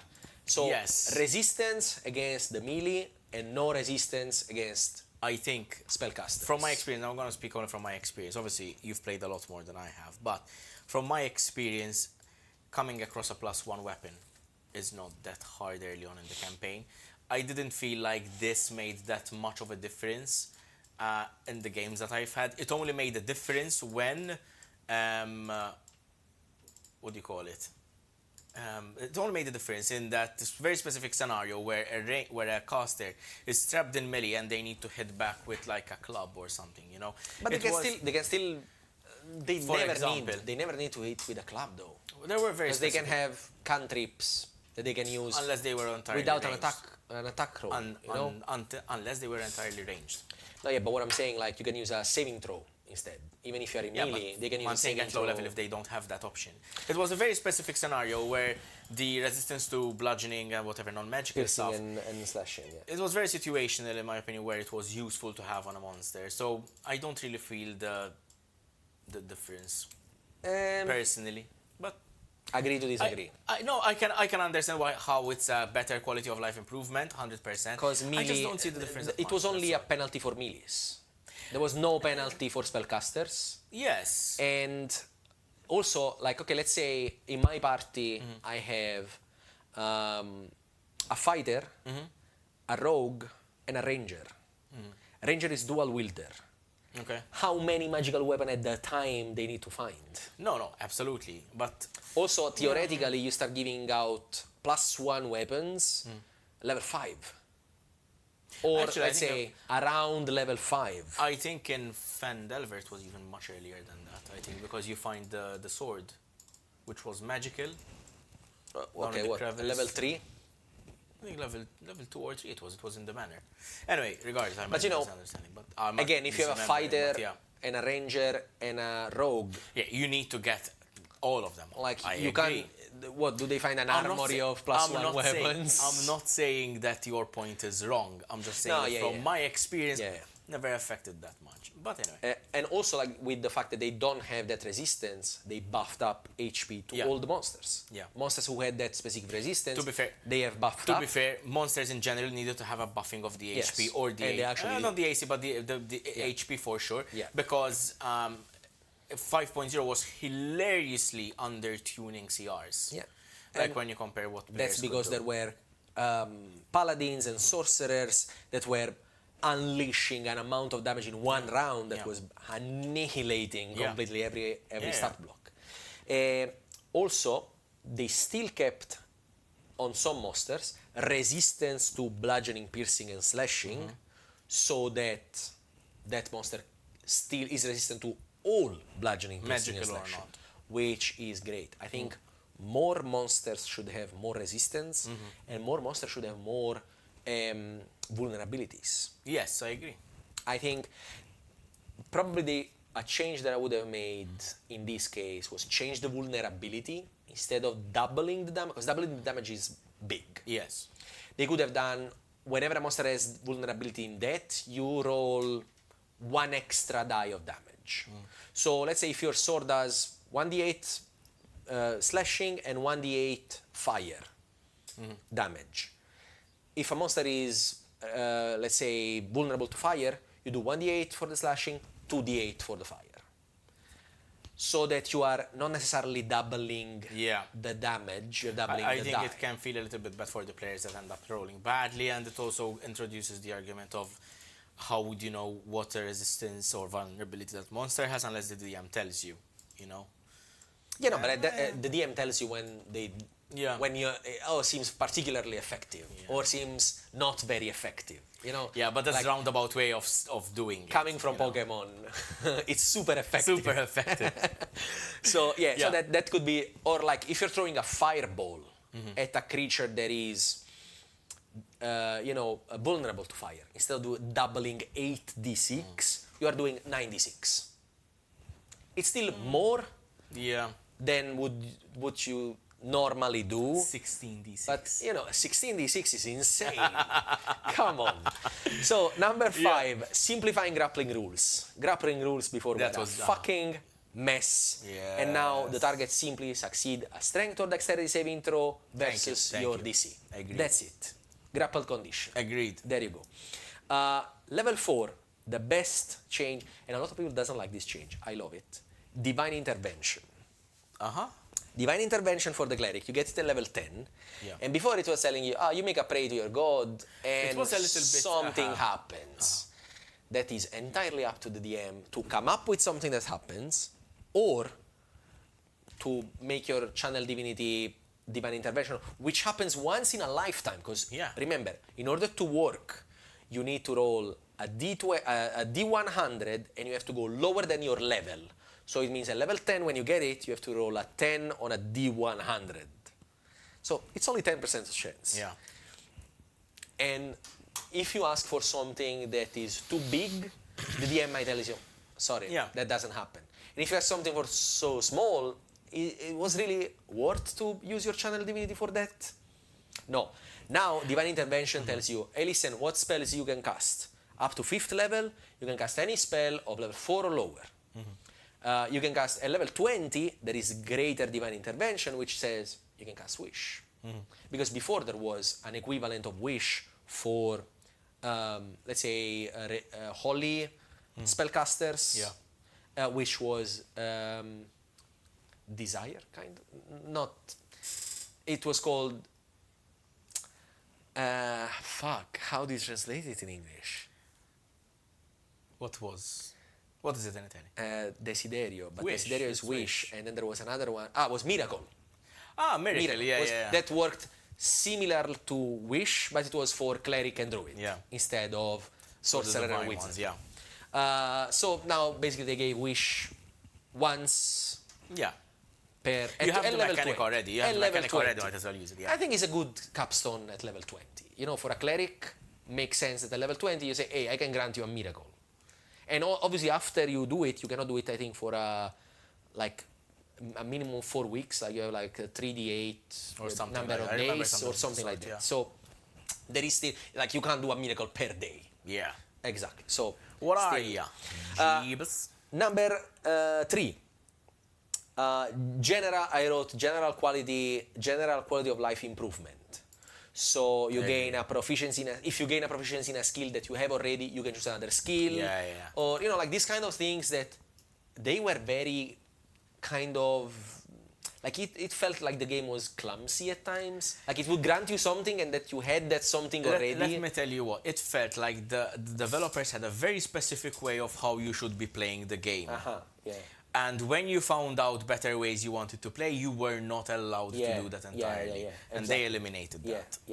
That's great. Or like, for example, before you could spend a bardic inspiration before you knew what happened. So sometimes you were wasting it. Just because you were not sure about something, you were saying, I'm not sure, I'm still gonna roll the bardic inspiration, and you didn't need it. So the DM had to say, maybe you don't want to, and now it says bardic inspiration is rolled after you fail. If you fail something, you can add your bardic inspiration.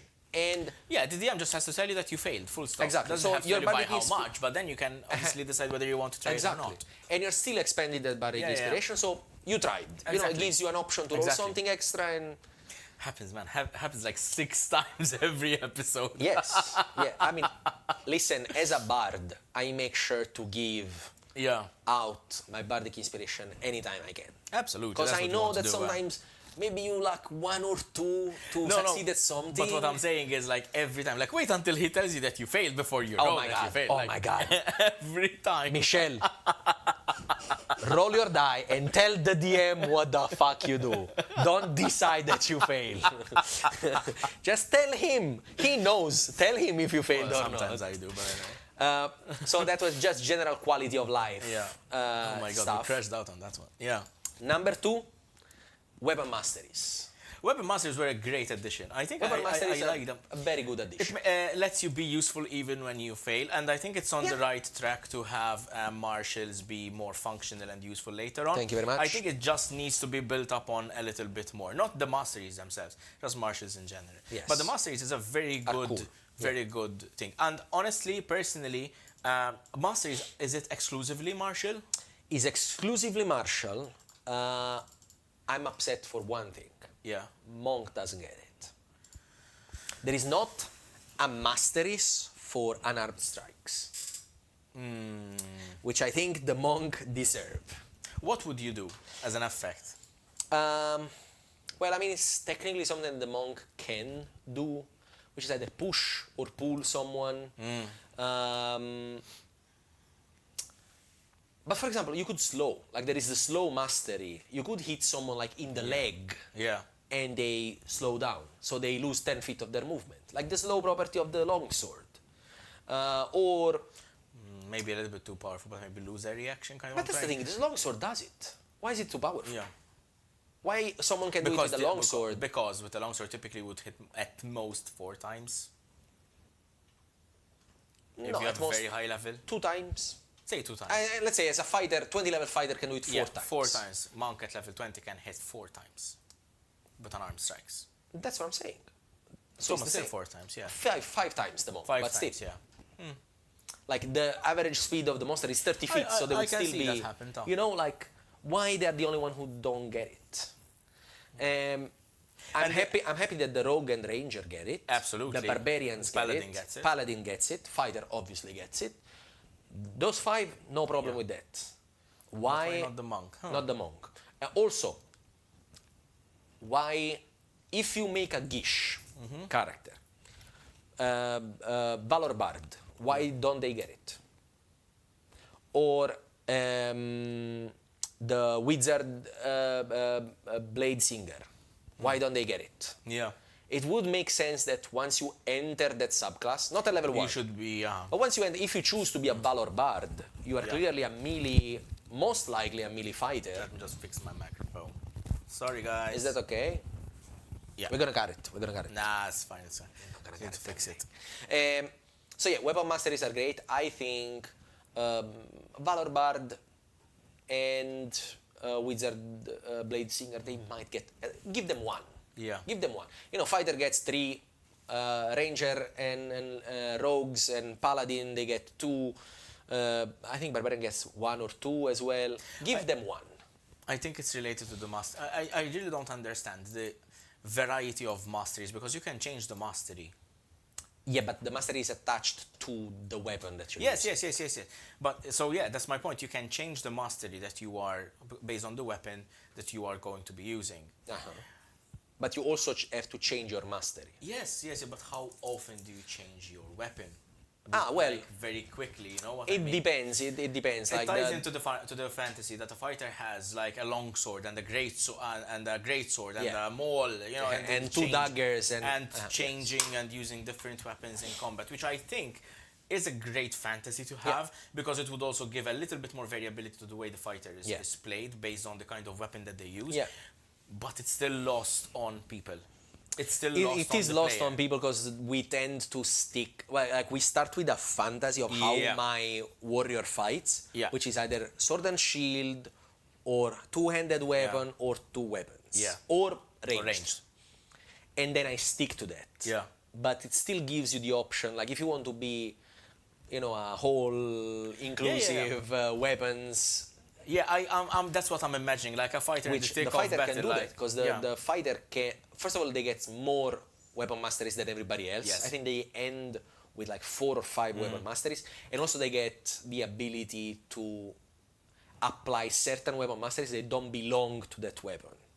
Yeah. Like later, I think at level 11, they get the slow and sap weapon masteries, and they can apply to any weapon they're Yes. using, even if the weapon doesn't have that mastery. So that's pretty, and it makes sense for the fighter to be able to do that, because they are the master at times. Number 1 of the best changes, the monk. Yeah. The monk was the weakest class. I was just telling you about it earlier. Like when I used to play Bearing 2 back then, I used to play him as a monk, a Kensei monk, which was probably the worst. Probably, I think at the time the Kensei was the worst one. Kensei was basically like a monk with weapons. That's all. Like a monk with different kinds of martial weapons. But it did have some cool stuff, like the fact that you could do like extra damage with that weapon. But at the level of it was nothing incredible. I think I finished playing that campaign. What were we like level 10? You started early with that one. It was as in like you left early the campaign. Yes. So you didn't play all the way high levels. No. But it was like level, I think 7, 8, 9, something like that. Yeah. Which and it was a little bit blech. I mean, I didn't quite like the Kensei monk as much as I thought I would back then. I had this very clear fantasy of what this halfling did with this giant paintbrush on his back, kind of using it as a bow staff and everything. It was great. I'm very happy to see the changes to the monk that they've done on 5.5. They're a lot more solid. The monk is now... Yeah. I mean, don't get me wrong, he's not a damage dealer. He's not like the strongest damage dealer, but he does effective damage, effective grappling. He's the best grappler. It's all about the control. Yes. Obviously, it has that mobility that is insane. Yeah. They can grapple people and drag them around if you want to move an enemy, if you want to push an enemy, if you want to get an enemy prone, if you want to... they have so many options, and every subclass is delivering on the fucking fantasy of that subclass. Yes. Honestly, the changes to the grappling rules help them, obviously. Yes. The changes they did to the cost of the actions they do, like the flurry of blows, still costs something but gives you now more attacks. Because before it was just 2 attacks, now it gives you 3 I think higher levels. It's a lot. It's also a lot more. I think maybe a little bit across the board, but for the monk specifically, a little bit less thought in managing your resources, like the key points and that sort of thing. It's a little bit less intense. Yes, in the sense that before everything was very costly for the monk, and it was not for everybody else. No, like the rogue could disengage as a bonus action every round, and the monk had to spend key point in order to do the same. And I'm like, why? Like, you're saying that a monk is less agile or less athletic than a rogue? A monk would be more. In fact, now they can do the dash for free, or they can spend a focus point and do dash and disengage. That makes more sense. So now you are spending that. You're still doing the cool thing, but you can spend to do more cool things. Exactly. So I think the best changes overall, in my opinion, was to the monk class. When the rogue and ranger.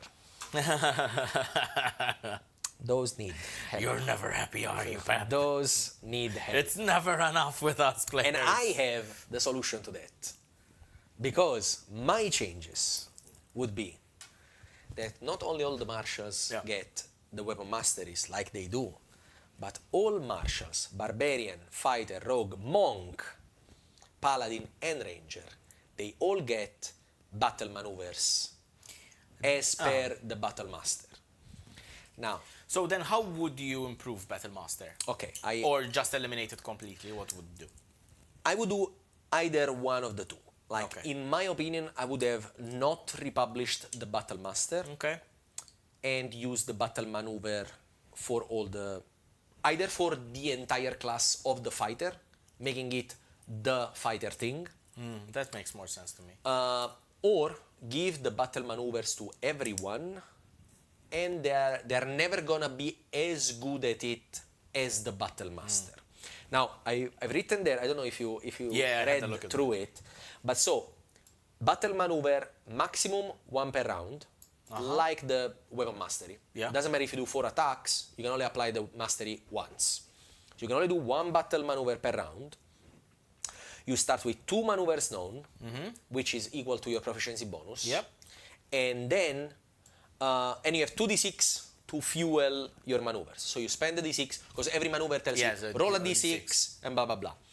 The Battle Master don't start with the d6, start with the d8. So you're already doing less than the Battle Master. Also, the Battle Master starts with 4 maneuvers known. Okay. Meanwhile, you only have 2. So all the other melee fighters would still have some maneuvers. They will not be as efficient as the Battle Master. The maneuvers would all recharge on a short rest. So it would make sense and would be in line with the Battle Master fighter that recharges them on short rest. And then you get 1 maneuver known and 1 d6, again at level 5, at level 9, at level 13, and at level 17.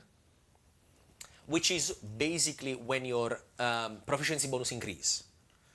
Okay. Why I specified at which levels? Because if you say you get 1 maneuver every time your proficiency bonus increase, you take 1 level in fighter, or 1 level in paladin, ranger, blah, blah, blah, and then all the rest in wizard, and with your proficiency bonus still gonna increase, and you're still gonna have battle maneuvers. So in order to prevent that, the battle maneuvers grows with your levels in a martial class, at the same rate as your proficiency bonus, but it's not based on your proficiency bonus.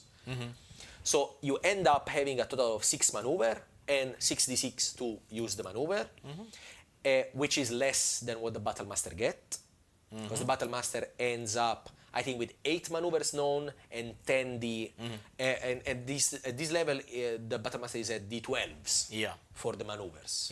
So you will still not be as strong as a Battle Master doing the Battle Master thing, but being a melee, you know how to do this shit. You know how to do these things. And also, I would create at least 1 or 2 maneuvers that are specific to the Battle Master. Specific to the class. So you do these two, only fighters can take. These two, only paladin can take. These two, only barbarians can take. And you team it on the class fantasy. On the class fantasy. Well, the only thing that I am not getting from this is this still. So the Battle Master that you just described is as is. Yes. The Battle Master is its own thing. We have not improved it as much, which still retains the problem of the martial classes in and of itself. Yes. So basically, yes, we have raised up other classes to be more thematically appropriate, more functional, blah, blah, blah. Sorry, you have increased the Battle Master. How? Because the Battle Master still get the other, like all the melee, plus on top of those, the Battle Master ones. Yes, but I still don't think that the Battle Master fighter on its own holds up against an equivalent spellcaster, for example. So yes, but you're reducing the gap even more now. Yeah, you're reducing the gap. You're just not making him. Basically, what I'm trying to say is like make the battles maneuver the spell slots of the melee. Like give them a renewable source. I got that 100%. That gives them maneuverability. I got a message on WhatsApp, sorry. That's fine. I thought it stopped recording for a second. No, I was like, oh my god, not now.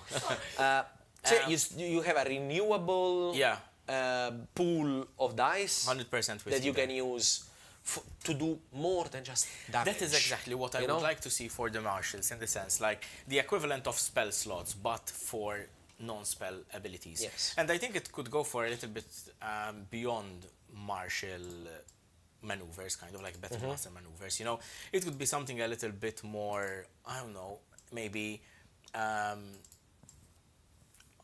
can't think of a specific example right now, but maybe like more functional stuff. For example, like say they get a certain addition to damage in, for example, thrown weapons, for example. Okay, I don't know whether there is a but the particular specific maneuver. subclass, that's like something that specific subclass has.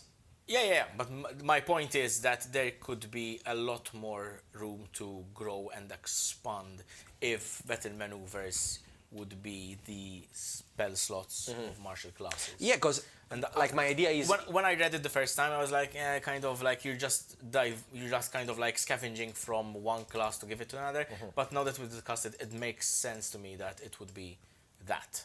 I like it. in the sense like imagine the battle maneuver for the barbarian being this roar that they do, and the d6 is spent to give I don't know a bonus to the next attack roll to companions within 30 feet.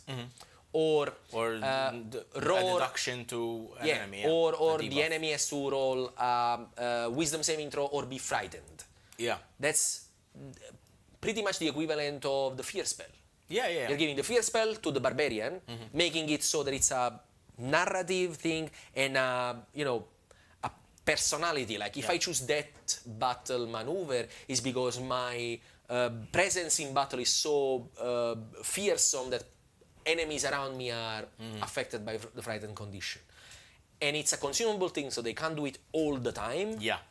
But it's something that they can do, that it's getting them closer to that level of... Because still, the fear spell, I think it's a second level spell, so wizard, sorcerer, they get it at level 3. The barbarian would get it maybe at level 2, level 3, level 1. Still, it's never gonna be on the same level of casting wish. Yeah. But at least you give them something. At least you give them, and you can even do at higher level. You can say, "Hey, this battle maneuver, when you reach level, I don't know, what did I say, 13 and 17? When you reach level 17, instead of frightened, they are paralyzed." So that it's a much worse condition. Instead of just having disadvantage to attacks, they lose their round. Yeah. Because they're frightened by your presence. Yeah. For the rogue, whatever, like roll a d6 and you become so silent that you can move a number of feet without taking an attack of opportunity, which is like give him an equivalent of Misty Step. Yeah. Like you can find creative way to implement You these. could also do other stuff, like for example, like can you imagine like a rogue doing a battle maneuver to kind of in narratively removing a piece of armor, like weaving a dagger like under the armor to reduce the AC or something like that for a round. Give them a penalty to the AC, like they roll the d6 and that the 8, what did I say, d6, and they get a -6 to the AC for that round. That would be really cool. Because they create an opening on the enemy. Like, Yeah, I mean, you know what? When we are subcontracted by Wizards of the Coast, we'll make all of this happen. Hello, Wizard. We know you watch our videos. Please make this happen, okay? Yeah, we'll have your people call our people and. Yes, exactly. Yes. And last thing. The second change that I will make, which was the one that you were not agreeing with. Remind me. To separate the ability score increase from the feats. So was the battle maneuvers that you didn't agree with? Yeah, because you told me which one. No, it was the battle maneuvers at first. Okay, But the feats, and no, I'm completely with you. Like in fact, that's how we created the characters for the campaign. No, what I'm saying is like when you get a feat. So sorry, Mala, I might be misunderstanding. A character at level 4, 8, 12, and 16, they can choose a feat. Yes. Okay. Now, one of the feat is ability score increase. Or you can choose a feat that gives you +2 to 1 or +1 and +1 to 2 different abilities. Or you can choose a feat that gives you +1 to one ability and something else. Yeah. Okay. I think these two things should be two separate things. So there should be ability score increase at level 4, 8, 16. That happens regardless? That happens regardless. So at those levels, because you are becoming more powerful, you choose +1/+1 or +2 to one ability. Yes. And then I said in my thing, you should have more feats than what we actually get. I think you should get a feat at every 3 levels instead of 4 levels. That I might disagree with because it gets a little bit out of control. Level 1, level 4, level 7, 10, 13, 16, and 19. Because at 19 you get the epic boon. Yes. Which is the only epic boon you can get unless you go beyond level 20. Yeah. At the epic boon you get only a level 19, but then all the other levels, in the feat, you don't get any +1. You only get the feat. Yeah. You don't get any +1 to any ability score, so that there are two separate things. There is the ability score increase, which you get regardless, and the feat. The ability score increase, I agree with you, because one of the things that I've always found lacking in Dungeons and Dragons since I started is the fact that if you do not choose ability score increase, your character doesn't become more powerful as you go along. Yeah. You can get magical items, fine, and as Yeah. a sorcerer, wizard, caster, it doesn't. I say it's not affected as much, but like when you don't hit the target, then it becomes a problem. So the ability score increase 100% there. I'm not sure about the feat. I will have to look into it a little bit more, to be honest. But like the more feats that you get, because I think it can snowball very quickly. But I think you could also tune the feats a little bit down, because some Yeah. feats let you do some insane Yeah. stuff. So you do more, but more variety and more, and you know, you just get an ability. You don't get some feats gives you like 3 things. yeah, You just get one, and you get more of those, so that every character is different. Yeah. There is more choice. So every character, even 2 melee fighters, if one gets this feat and this feat, and one gets this feat and another one, across the whole 10, 12, 13 levels, you have more pieces to build your own. I think if you character. have more feats available to your character, it gives you more space to have prerequisite feats. Yeah, no, absolutely. I building think into that, all to the feats next, should have prerequisites. Yeah. To me, it's insane that certain feats you Yeah. can just take without any prerequisites. Yeah. Like Fate Touched. And I agree, anyone can narratively say, I've been Fate Touched in a way, but I think it should be a prerequisite saying that you have been in contact with a Fae, or you've been to the Feywild, or you have something in your background that says, when I was born, I was blessed by a fairy, by a pixie, by whatever, anything. A hag, because that's also a Fae. You could be Fae touched by a hag. hag. Yeah. I think there should be more Prerequisites, feats with prerequisites.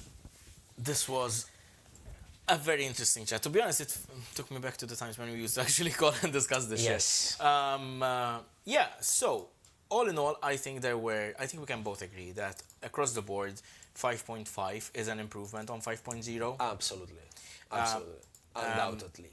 Anything from quality of life updates to actual function and mechanical stuff. And even for me as a DM, because mostly that's what I do, I always also see it kind of more of a narrative-friendly update. Yes, absolutely.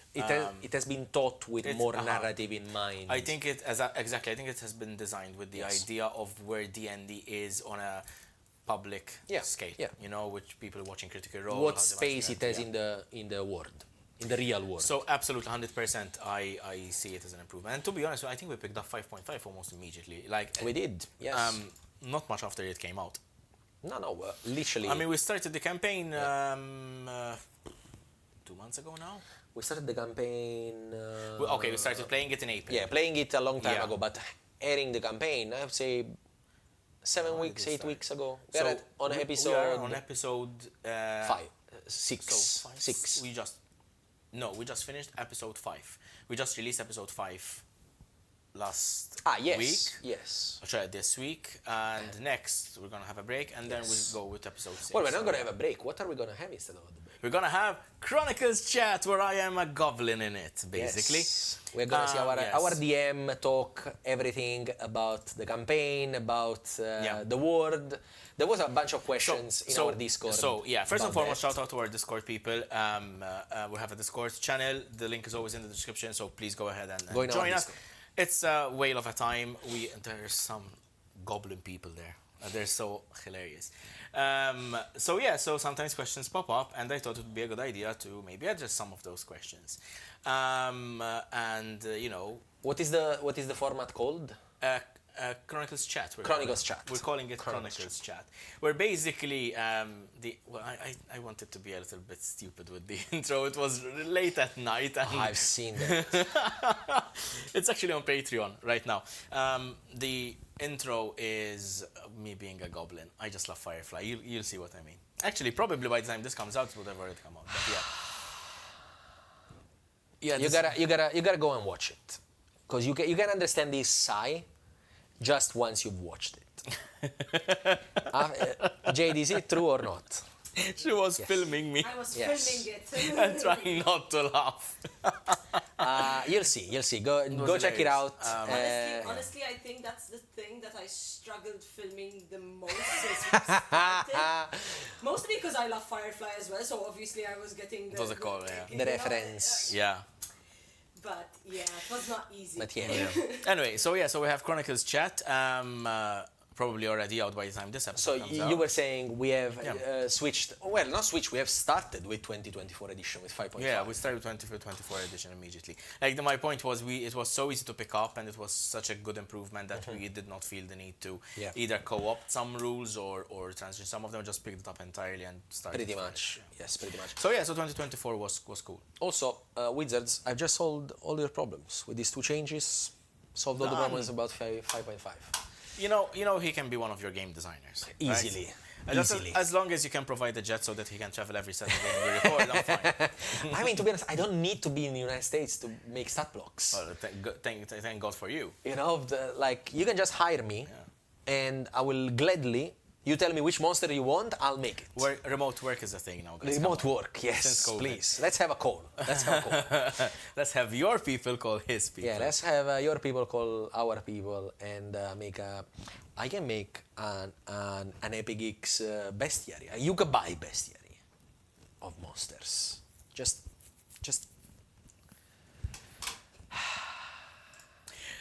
Yes. Let's not add any more to that. Because once you let him run loose, he's gonna run loose. Yes. Dude, it's been a pleasure as always. This was Yes. such a fun episode to shoot, honestly. It was quite an interesting discussion. Yes, I think we will have more discussions like this in the future because there is a lot of things that I want to talk about, A lot of and things that for a we- while we didn't have It's an true, opportunity it's to true. talk about. It's true. so- We haven't had the opportunity to really do this in a while. And So- we did not have an opportunity to crash out on certain topics like we Yes. usually do. I can literally crash out on anything. Just give me any argument, I will crash out. That's not even a boast. It's a fact. It's a fact. Yes, it's a threat. You can take it as a threat. Right. So Thank you very much for watching, everyone.